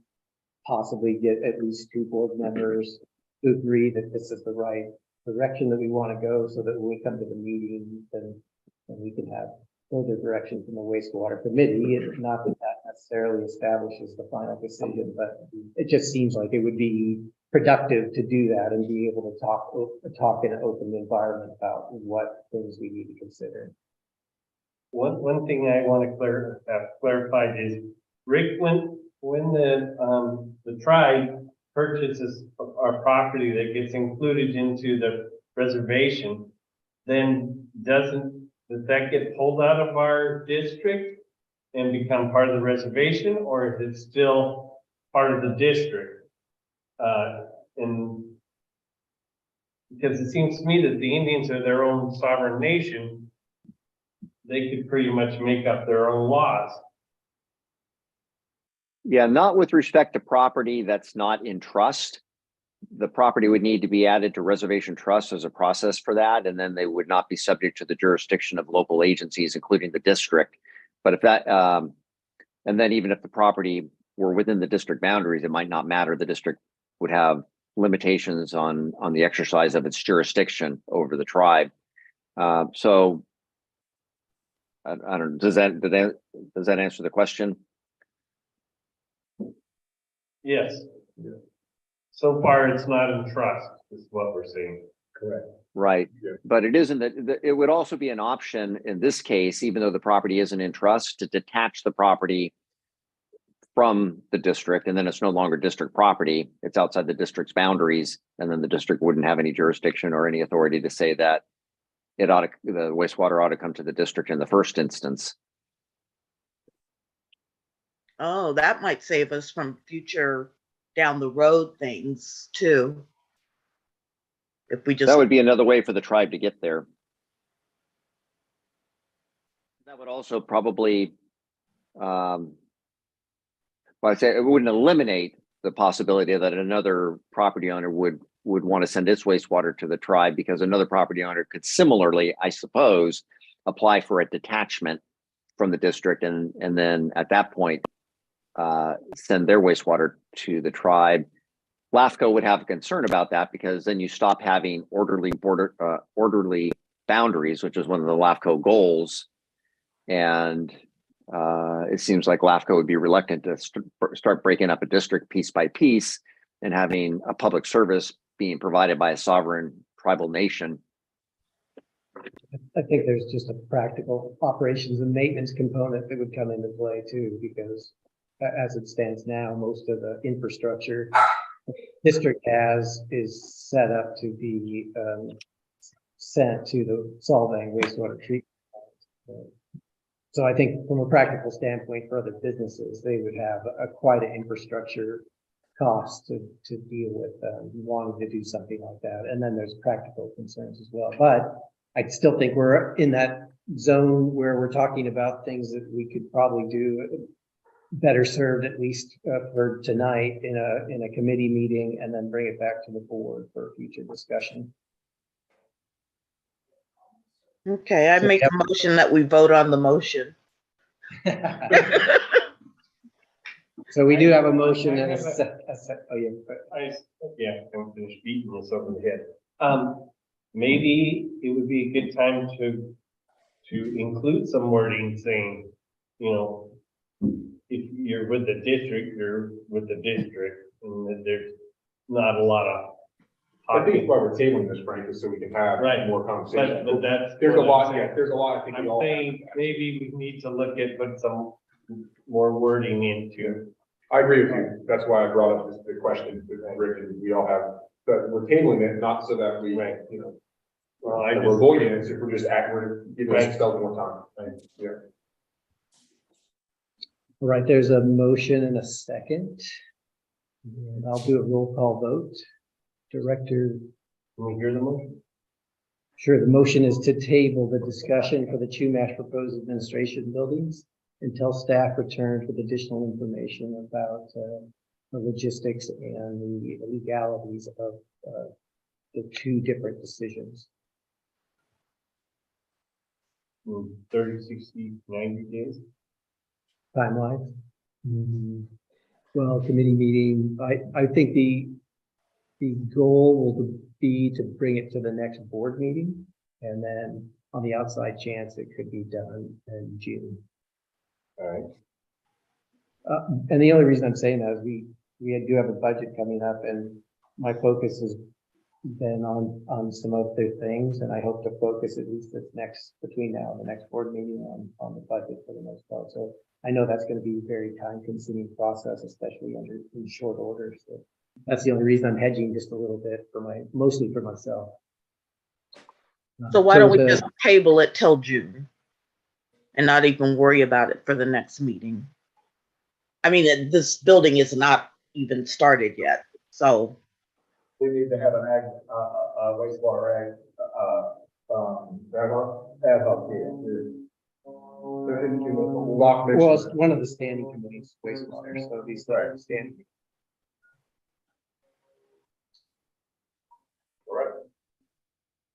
All right, I'll do the roll call. Director Jones, Aye. Director Palaker, Aye. Director Van Pelt, Director Redfern, Aye. Director Beard. Aye. 5-0, motion passes unanimously. I do have a question for, Brian? when do they propose to break ground on this? That's a good question. We're just at the start of the county review process, which can take Okay, so between a you're year to out. 18 months. Yeah, 2 years out. We're not slowing you down is what I'm saying. right, yeah. Okay. I had a swimming pool take me 2.5 years to get through, so I already know. Well, thank you, and we look forward to working with you through this process. Thank you so much. Thank you. Thank you. Yeah. And thank you, Rick. I know those were the two items and that we had you here for this evening. And Okay. Please appreciate your insight. Thank you, Rick. Thank you. Okay, thank you for having me. It was nice to see you all. Thank you, Rick. And You look great. thanks. I feel great. Good I night. heard you're close to retirement. I'm very close to retirement. Yep.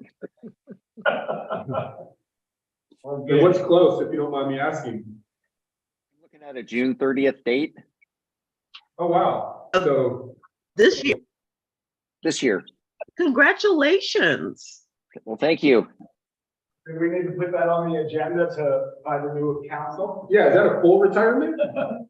That's a full retirement. That's the hope. Well, Rick, mostly full retirement. I've talked with Locke about the possibility of staying on a kind of a retainer basis for just a few hours a month to be available to help transition institutional knowledge to my replacement attorney. So that's something that the board would need to take action on and consider. I think Locke's plan is to bring this back to the board. Good. Well, Matt, that seems really special. Looks like you're excited, so congratulations. Yeah. Thanks. It's been a long time coming. Thanks. All righty. Well, I'll sign off then, and hope the rest of the meeting goes well. All right, thank you. Thank you, Rick. All right, I think we can just do this one.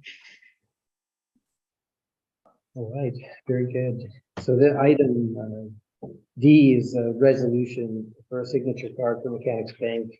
What happened with this, Frank and I went to Mechanics Bank last week and realized that we don't have all the information that we need, and some of it isn't crucial at this time. I know that we gave Director Paddleford some information to fill out to help with that. Director Jones' information is with the bank, but I think she just had to return to sign it, but there's no urgency. So it's whenever that happens, it's fine. The other thing we realized sort of indirectly was that we had a safety deposit box there, and I did find the key, so that's good. I wasn't sure exactly where it was, but I looked through the keys and did find the safety deposit key. But we can't get into the safety deposit box right now to see what is in the safety deposit box. So that would also be a part of this resolution, is to be able to access that box to see what's inside. And then President Redfern had an idea that some of the documents that I now have in my office that previously were in different file cabinets throughout the office building, that probably should have been confidential information, should have been somewhere else. So right now I do have cabinets in my office that lock, and that's where that information is at this point. But we also might decide that some of that information might be better served in the safety deposit box. But we do need access to that. That'll be the first phase, and we can see what's in there, and then we can talk about some of the other documents that we might need to be in there as well. Well, I approve, make a motion to adopt resolution 23-310-A.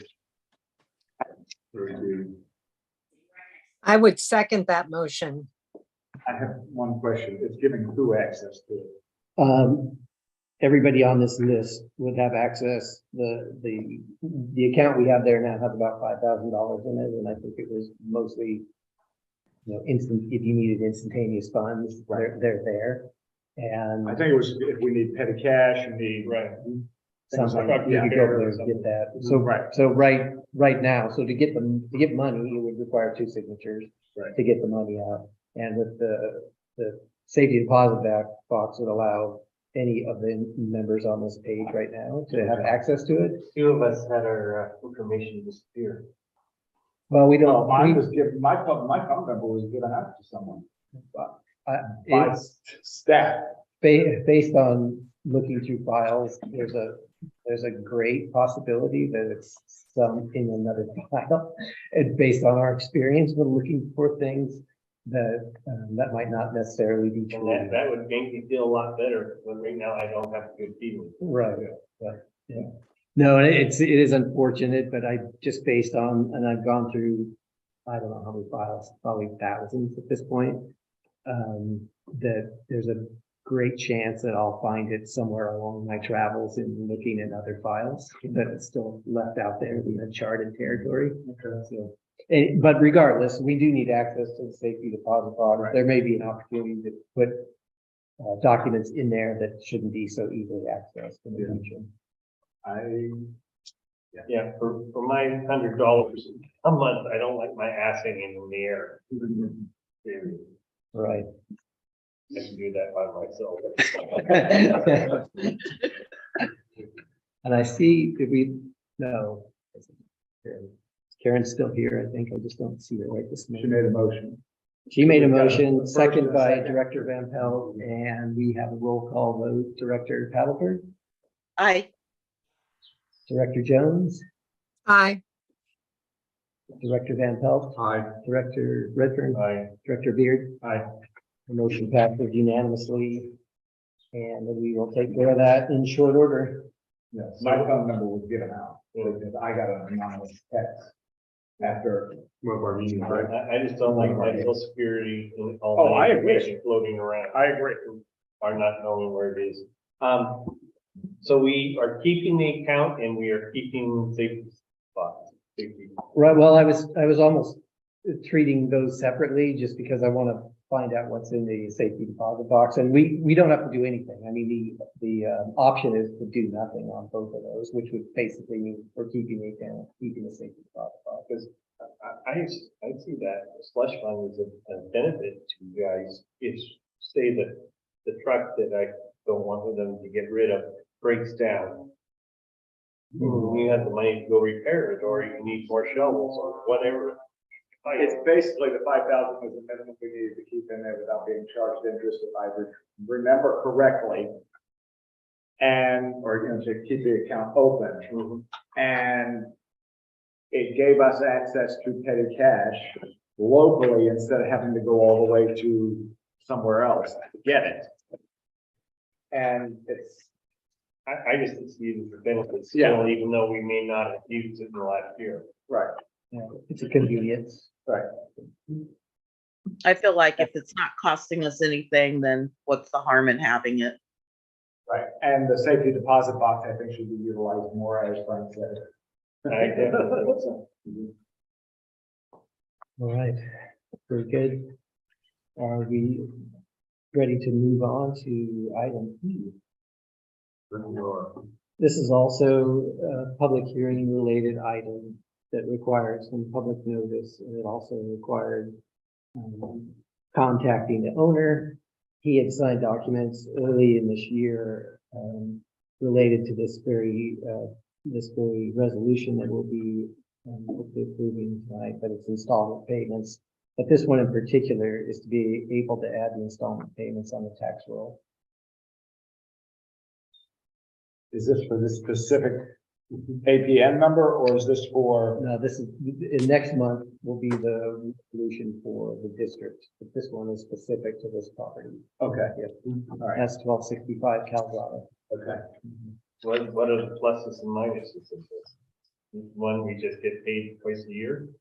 Well, the pluses are that the fees are collected by the county tax. And to me, just based on previous experience, that's a huge benefit to the district and a time saver. And quite a reduction of the amount of customer service we have. And also, at least in previous places I've worked, when people don't pay, it's really difficult to be able to get that money. When you're on the tax roll, the money still comes to us and they do that process where they collect the money for that. I like that. Yeah. No, that's- Well, I know there's some You opposition don't pay, to you that. but don't it's- pay your taxes, they come after you. Right. They put a lien on the property, we're gonna get our money eventually. Right. Well, and a lien, part of this process too is an assumed lien on the property, so that, you know, under circumstances, you'll be sure and get reimbursed for this amount if there's a change of ownership for one reason or another. Right, so, but this was, this one on Caldada, was this one that we were approving to give us stuff?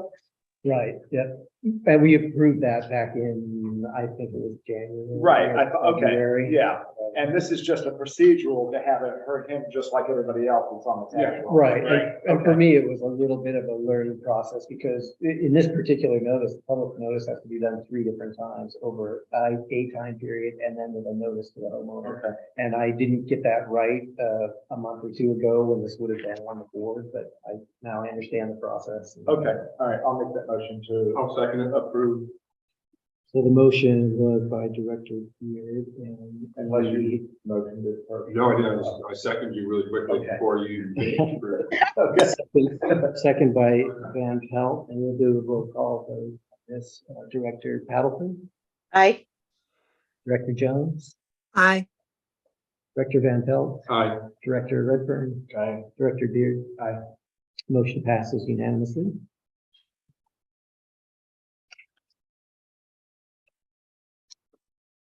I just wanted to make sure that we weren't, I know there was one property that was connected.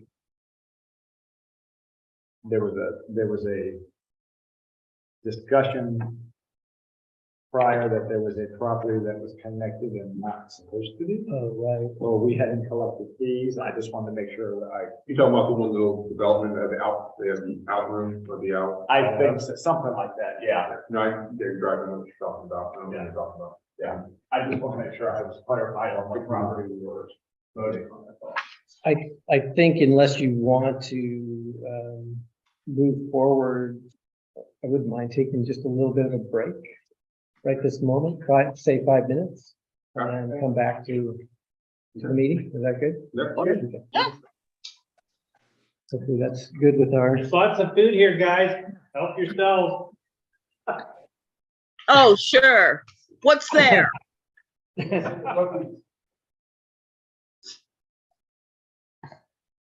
maybe I'll mute. Jenny and Locke cooked them. I'm going to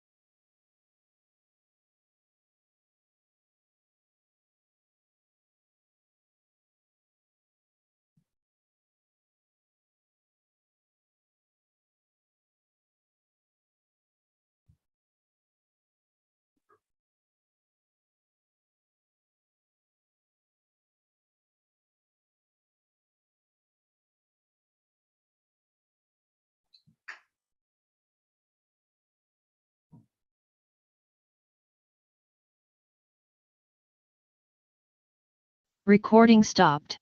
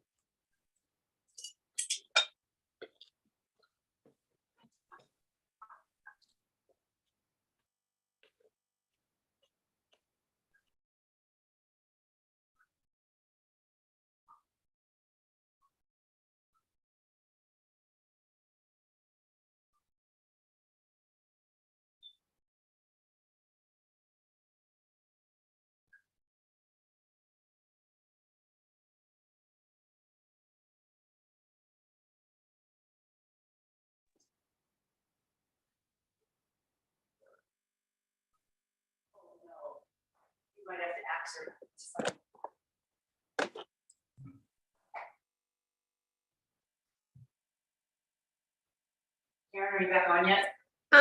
It doesn't, like my microphone is on, but I'm not seeing anything but a picture. So I was getting ready to text the GM. Man, it's like awesome. You've been missing quite the freaking storm out there. It hailed, there was lightning and thunder. I love these Texas storms. I do too. I must. You're not on mute, Karen, but we see you and hear you. Well, now I can hear you. Very good. Yeah, We're we- having a I very had- exciting storm. I had the meeting muted until we came back. Okay. I just wanted to jump in and say, we see you. Before I started cussing. Exactly. Or you said something about me. So. Trying to protect myself. Oh, I was No, saying, I'm just- it shows I'm in the meeting. I think I'll text Locke and see. Are we We're all ready? good now. Yes.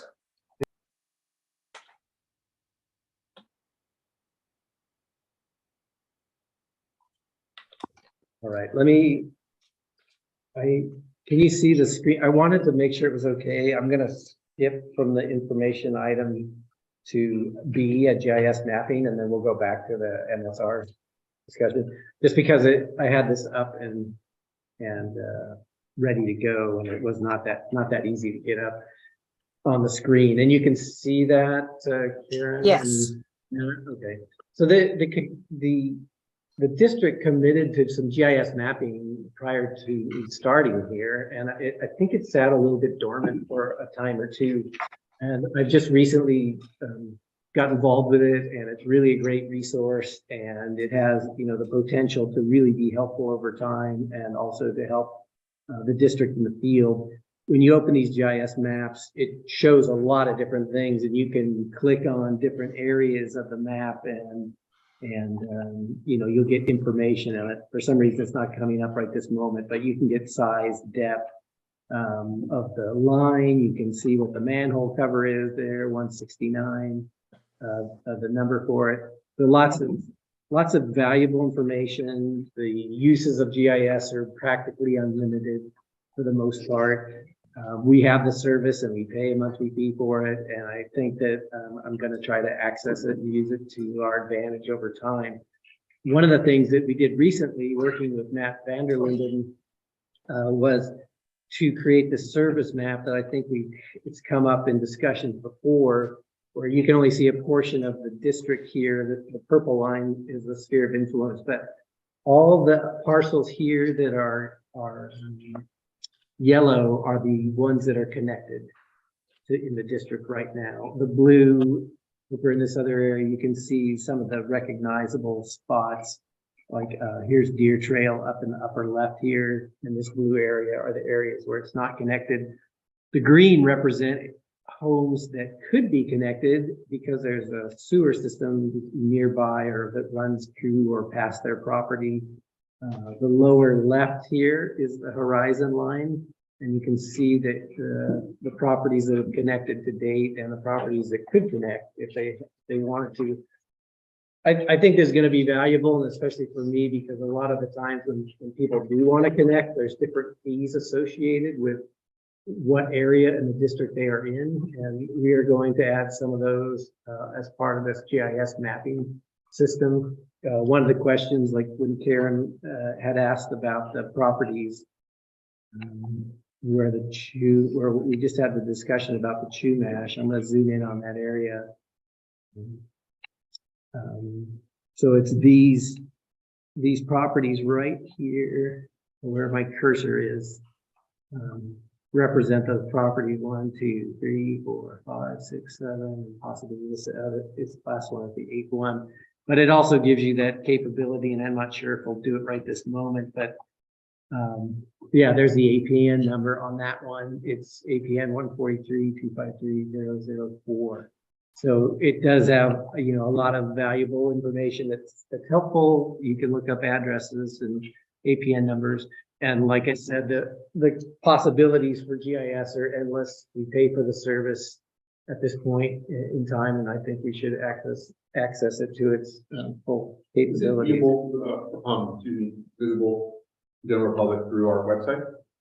No, because there's a password and, I mean, there's probably you can't really break it. I mean, that's the beauty of the system. So it might be something in the future that we could consider because really most of the information is public. I'll have to think about that one a little bit though. Will we have access to directors? Yeah, I could send you It'd be that. very interesting, yeah, to see that there. Mhm. I haven't seen a map that just seems to be as straightforward and so you can zoom in, zoom out, so I think it's surprising. Yeah, we really, one of the things that came up in questions was, who is connected, who's not connected. So now we have a map that's really easy to be able to tell who is and who isn't. The other thing I think that the access will be able to, let's cross-reference this with our tax rolls now too. Is this accurate with what we show on our tax rolls? Just like one of the questions you had, well, this property shows as connected, but I don't see it on the tax rolls. Or, you can think about this a lot of different ways. And probably the one last thing I'm going to show you here is you can see this area in the lower left now. You can see the service area of the district is this purple line, even though this pink area right here is within our district. And trying to remember exactly where that is. Here we go. So that black line now that I just added to that shows the sphere of influence. So when I turn that off, that goes away, and we have the purple line, which is the service area. So that you can see that the service area is down here in this lower level, which has Lucky Lane, the one we talked about last month, is in this area, and they just got annexed. So 2 of these properties are going to show the purple line around it now. When they get connected, it'll be green. So that's sphere of influence.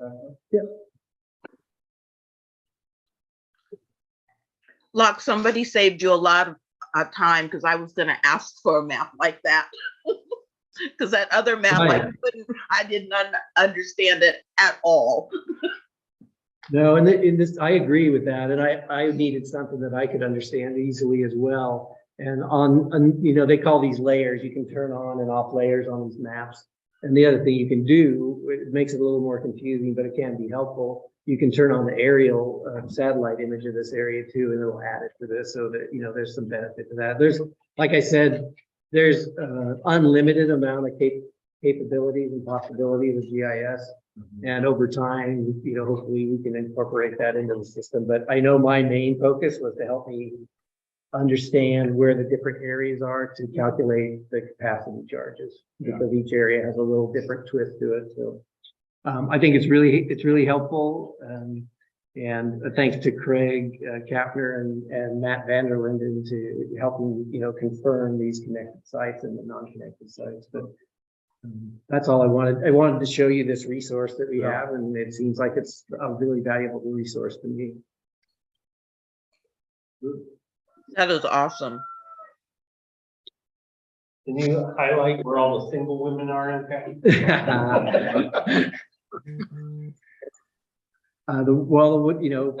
Speaking of that, I don't know, but there's a connection to that. But I do want to put where are all the grease traps, which that's no connection to single women. But you can take that and say, here's where all the grease traps are in the system.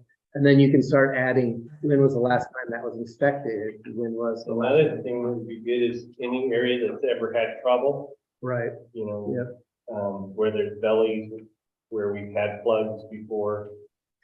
Yeah, you can make those the hot zones, Right. and then spend a little more time on those each year and have it committed, documented on the GIS map. Might want to look at them a little more often than maybe some other areas. Yeah, I agree.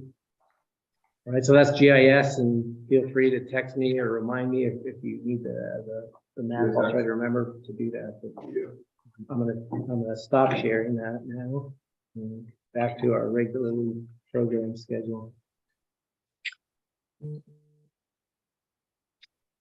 Really have action in that. So that we left off.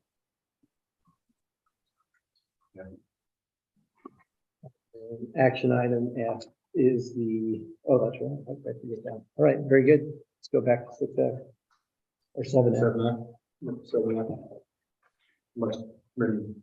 So this item also was something that we had talked about in the last two meetings.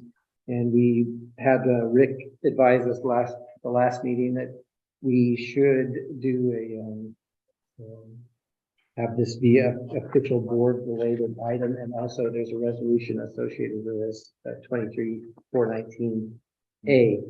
But I put on this purposely, and when I do these proposed motions, that's what they are. They're proposed. They're not something that there's no requirement to do it. It's just sort of a helpful guide if you want to go down that path. The first one is to recommend the resolution that would add the community interface committee to part of our policy. And then there's a second motion. This is based on previous discussion that we would consider Director Paddleford to serve on the at-large election committee, replacing President Redfern. And then lastly, with board support, a third motion to pull the municipal service review committee into the newly formed community interface committee. I tried to highlight those in the tables on the page beyond the document of the memo to sort of show what that translates to, and also the numbers of committees. And the reason on that second table, it shows 2 and 3 next to President Redfern and 1 and 2 next to Director Van Pelt, would depend on if there was a motion to incorporate the municipal service review ad hoc committee into the new community interface committee. Well, that would change the numbers of committees you sat on. With that, it's open for discussion. And it's like Director Jones has her hand up. I would like to make a motion to do what you just said, which is to have the municipal service review ad hoc committee absorbed by community interface and make that a standing committee. Sorry, I called it intersection earlier, Director Van Pelt. That's okay. I'm Yeah. confused sometimes with language as well. So I guess where I should probably start is I make a motion that we establish a community interface standing committee, which would absorb the municipal service review ad hoc. Can you do that, or do we have to just approve the resolution creating this committee as a standing committee, and then we can go discussing whether we're going to, are they two separate? Well, that was I wasn't sure if that was going to be something the board wanted to do. So you can, I'm fine if you want to combine those two motions into one. I'm fine. I don't think, because it's Frank and myself are on both of them. I could see, I do think, my personal feeling is I don't see that there's a 100% overlap.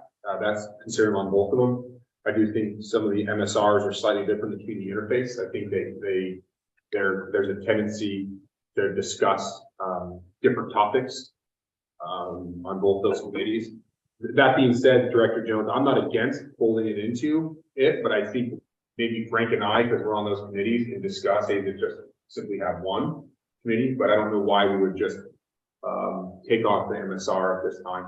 That's my personal The only feeling. problem is it has to be noticed properly. About, Notice to the public that there is going to be a meeting. on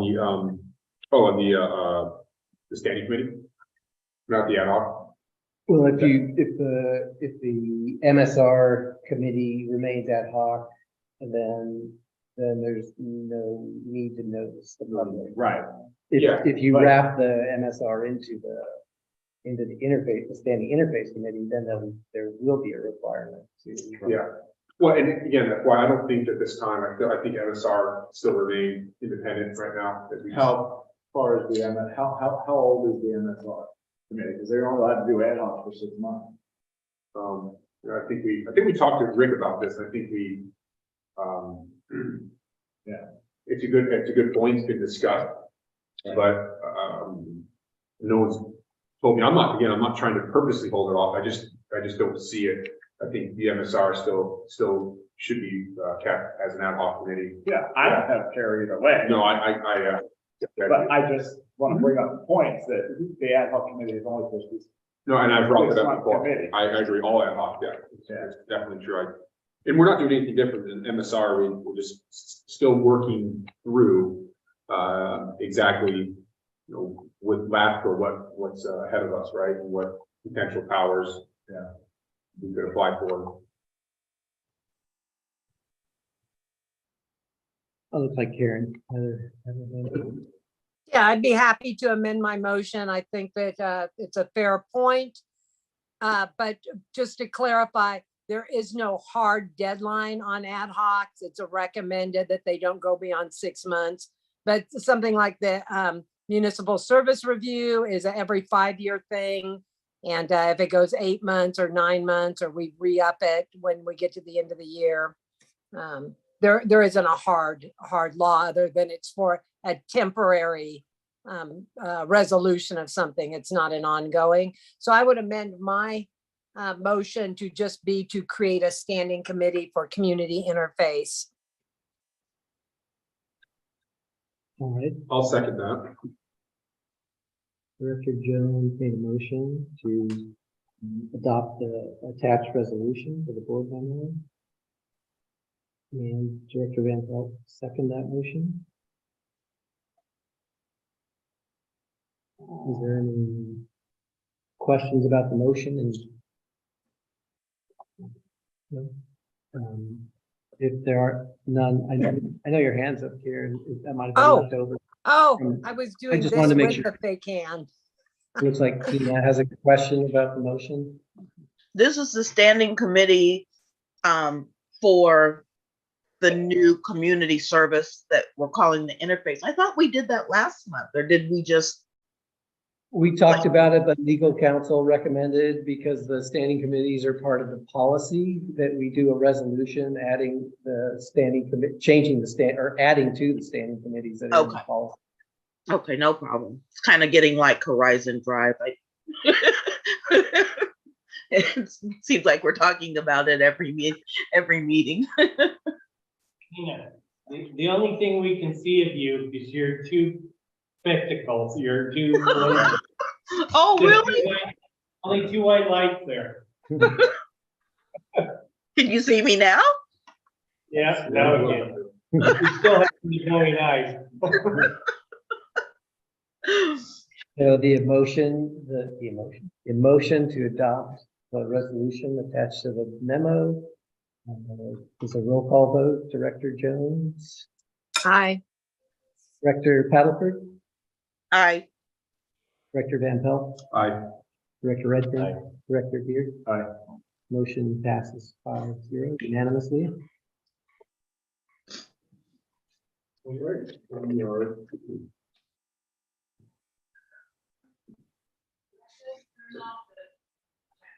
Recording in progress. Looks like Director Jones has her hand up. I would like to make another motion. I make a motion that we adopt the proposed revised committee assignments for calendar year 2023.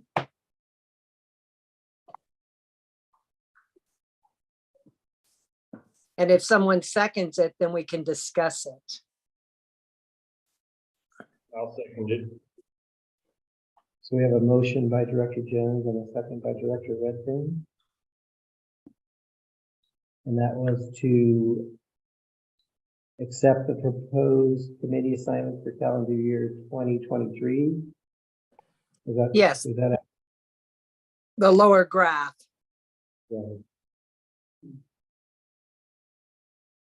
So is there a discussion about the motion and the second? So that would it would, the only change that would be on it would be, It's going on to elections. yeah, seeing that's going on to the elections. That's the only change. Yeah, it's a right? swap. It's a swap with Brandon, yeah. Okay, has it been, did we have a second on that? Yes.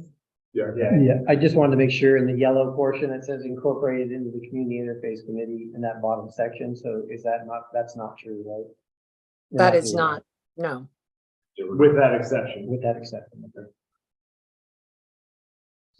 In other words, the MSR ad hoc committee is staying as is. As is. For the time being. All right, very good. So there was a motion and a second with the amended portion of the municipal services review. Any other discussion? I'll do the roll call vote if not. Director Paddleford, Aye. Director Jones, Aye. Director Van Pelt, Aye. Director Redfern, Aye. Director Beard. Aye. Motion passes unanimously. I look forward to working with you, Tina. We're gonna have fun. Snacks. Lots of snacks. All right, so I did jump ahead to that Kensan and GIS. Thanks for letting me do that. And so now we'll go forward with the information item for the municipal service review transportation update. And I'm going to share my screen here and also pass these out.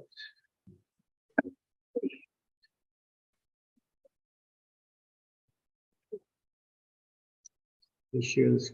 Share my.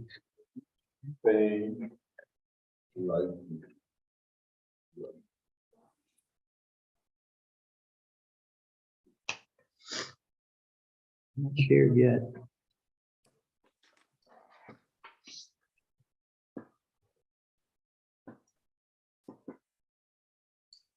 So this is similar to the MSR review we did previously, and I'm sorry I didn't send these hard copies to you so that we can look at it here online. Let me get page one up here, blow it up a little bit. So this MSR review is similar to what we've done in the past, and it's for the things that we currently provide. In this case, it would be lighting. Just as a reminder, and I did contact Mike Prater just as a reminder to, if we're thinking about adding additional latent powers, that these MSR survey submissions don't prevent us from doing that if we want to.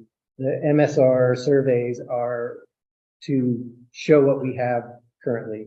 And we'll see as we go through this, if there's some information potentially to add to these documents. You can see it at the top that the deadline is April 7th, 2023, and we're past that. But when I did talk to Michael Prater, he said he always puts a date because he sent these out in 2 weeks before this deadline.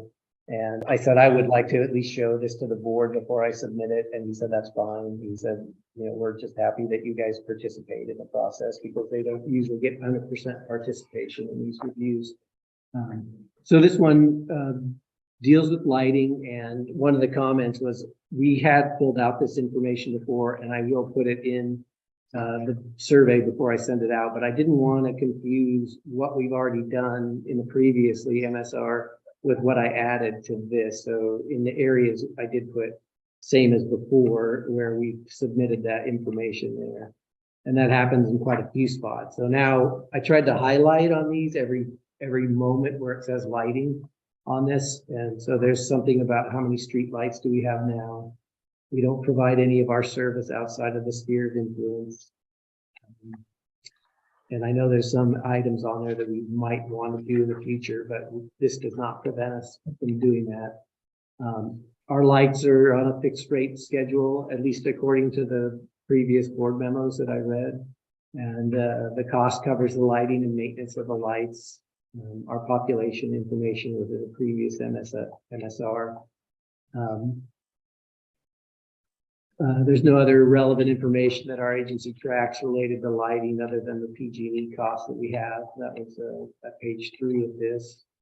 I'm moving to page 4, which one is same as before and the other one's not applicable. And I'm happy to send Tina and Karen this document for you to look at if you want to look at it in more detail and possibly offer some comments. I'll try to hold off for another week or two before I send it in. If you want to look at it in more detail. The other one's maintenance programs, and from previous board memos, I see that our lights are on a fixed rate schedule with PG&E. The cost covers lighting and maintenance of the lights. And then let's go to page 6 of this item where their lighting is highlighted again. I found this also from previous board memo that there's fees associated with us that we get through the tax rolls, and that the last time it was increased, the district tax share shows the difference to, it looks like 0.0265. I think that's per property. And then I believe the last page is here, which I haven't added anything to this comment. Are there any specific topics you would like LAFCO to analyze as part of the upcoming service review? And I think with this particular question, it's a little bit open-ended, I think, but it would have to be within the confines of that top portion of the page, which is street sweeping, parking, transportation, lighting, and I'm not sure what level of sophistication, we could put in this municipal service review in terms of what you'd like LAFCO to look at. But we did talk about this in the MSR committee a couple of weeks ago, I believe it was. And one of the things that came out of that was trying to get the county to inform us about things that are happening. And like I said at the beginning of the meeting, at least we have at least our toe in the water now for different topics, which is a positive sign for the district and communications with the county. Can I add to that too? Because I know you're busy and it's hard. We talked about understanding what comprehensive transportation implies, because I recall when we did have a LAFCO meeting that they clearly separate, because we were talking about bike lanes and pedestrian lanes, and they were very much like, well, that's separate than the streets that we're talking about. It'd be nice to have, not a say, but just to have a plan. I do think that's part of, when I say plan, is especially in this corridor of transportation, both walking, riding bike, driving in cars, and see how, and it's tight, and I know it's tight there. So here in the downtown corridor, but it's the idea of what does comprehensive transportation mean for them, because I think it seems to be that we could try to bake in other forms of transportation, but that might not be what they are looking for. So with that, are you looking for that in the form of a question for this last page on the review? Kind of, but I think if this is our review to fill in, I'm wondering if we don't get that question answered before we fill this out, then we're kind of losing the ability to maybe fill out this questionnaire with more exact detail, because we don't know what they mean by comprehensive transportation. I think that's a good question, but to me, that's not so specific and or something that would take a significant amount of time to be able to respond to that. That makes sense to me. So just to make sure I understood, is that you're looking for something more definitive about what comprehensive transportation stands for. Yeah, because if I take this questionnaire, we talked about this in our reviews ad hoc list. If you take and you're talking to people here on our sphere that have it, they're gonna look at transportation and they might have different ideas like we do. Hey, that's walking past and bike lanes and not only their cars, but they're like, oh no, it's not. So it'd be nice to be able to tell them what it is, because I think then it would add a lot more meat to this questionnaire to figure out what LAFCO means by comprehensive. Yeah, I like that. One of the things I wanted to add to that is at the very end of the email that I received this on was that survey that I sent to everybody.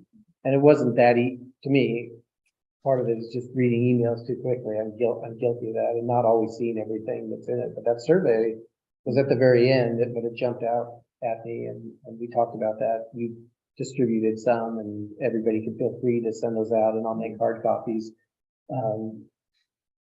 And also, Tina encouraged me to post that on Facebook, which I did, and it took me a little while to get on the page, which is fine. And I worked my way through it and posted that recently. So I think there's a chance for the community to get really involved with this portion of this survey. And so for us, the focus is lighting for the most part, because that's what we do right now. But Yeah. but I think questions outside of lighting are good, especially on this last box. Yeah, the last box, and that's where the meat is. When I get people, that's what it is. It's kind of engaging them for the future, not what we're currently doing. Did Tina or Karen have a question? Oh, I was just saying that I filled out my survey and sent it in. It's pretty short, right? I mean, it didn't take very long to do it, and No. I think there's 6 or 8 questions, and you hit send, and I think, you know, if there's a contingency from the San Ynez Valley area, I think it could have an impact on, you know, on some of the decisions they make. So hopefully we'll have a good representation. Locke, do you know how to, when you post in Facebook, that you can go into the comments and put at everyone, and then everybody that's part of the group will have it come up to them? Did you know? You know, I haven't been on Facebook in 6 years, maybe, and so it was a relearning experience. Oh, I wish you had called me. Well, I'll get better. I'll get better at it. I just needed to sort of reboot my brain on Facebook. So, Yeah, just call me anytime and ask me what it is you're trying to do, and I can probably walk you through it. okay, perfect. Or me? Yeah. What's the San Ynez Facebook page? What's it? Is it It's San community, Ynez? isn't it, or neighborhood? San Ynez Valley Chat. Okay, I think I'm already on that SYB one. Chat. SYV I'm chat. already on that one, yeah. Okay, very good. I thought there was another one that I hadn't. That's why I picked them all too. We don't have any courts here. Yes, right? we do. Where? Well, there's 2 at the reservation. There's 2 or 4 at Alsal. There's 2 at Hans Christian Andersen Park. Oh, I was thinking more like San Ynez outside the reservation. San Ynez, Reservation. Reservation, yeah. There's a couple of Metal Art. There's private ones. Oh, it's probably, yeah, and I was thinking more down. No, we don't have. It's a little bit off the topic, unless you want to add that. Oh. Well, it actually deals with MSR and a high level, because we did talk about She's, parks and play with recreation, your husband. so. Let's- Yeah. Let's refocus though So we definitely. on the meeting. We're very close. We're very Okay, close. yes. All right. Okay. We can move on to item C. I don't see any hands up. I'm gonna say as a yes. So I wanted to recognize Jeannie Goodwell for her service to the district as the interim admin assistant. I think indirectly, I probably talked to everybody about Jeannie coming in at a tough time and under adverse conditions, and so in the perfect world, which I haven't been in for a little bit, it would have been nice. I wanted to do a resolution, so I came up with a few of the things, but it's 170 working days that she's been here, and longer period of time if you consider the weekends and the weeks. She did come in. I think she came in the storm, and I feel like now we're probably in the eye of the storm right this moment. We're not out of the storm, but at least it's a little calmer than it was when you got here. We've gone through hundreds of hard files. I mean, I don't even know how many, but it's been a lot. And she's helped with, of course, a lot of things, the accounts receivable and the accounts payable and the auditing, and been a conduit with Ide Bailey, our consultant. She's had to work with Black Mountain Software, which is not that easy to do, and will be part of that process when we switch over to QuickBooks. Is that something you will put on your resume? No. Way over 500 emails, and I'm glad that she's going to be able to help us with the transition too. So thank you, Jeannie. Thank you. It's been my pleasure. And I think that's it for the informational items. You say it is. I think it is. I don't know. I skipped around a little bit, so I'm not. All right, I'm not I'm sure. following you. You covered all bases. Okay, good. All right, are we ready to close? I think so. If there's a motion I'll to make that adjourn. motion. I'll let you. Second. I think, Tina. Tina did. So that was Director Beard that made the motion and Director Paddleford that seconded the motion. I will do the roll call. Director Jones. Aye. Director Paddleford, I, Director Van Pelt, Aye. Director Oh, yes. Redburn, Director Beard, unanimous. Yes. And, let me turn off everything too, but I think the meeting is officially adjourned, but Means over. give me 1-2 minutes just to make sure everything's down and, I'll tell you when that happens. Thank Good night, you. everyone. Good night. Good night, Karen. Good night, thank you. Frank, do you want to sign this last one before you go? Do you hope any of the way or can you? Recording stopped. That's the,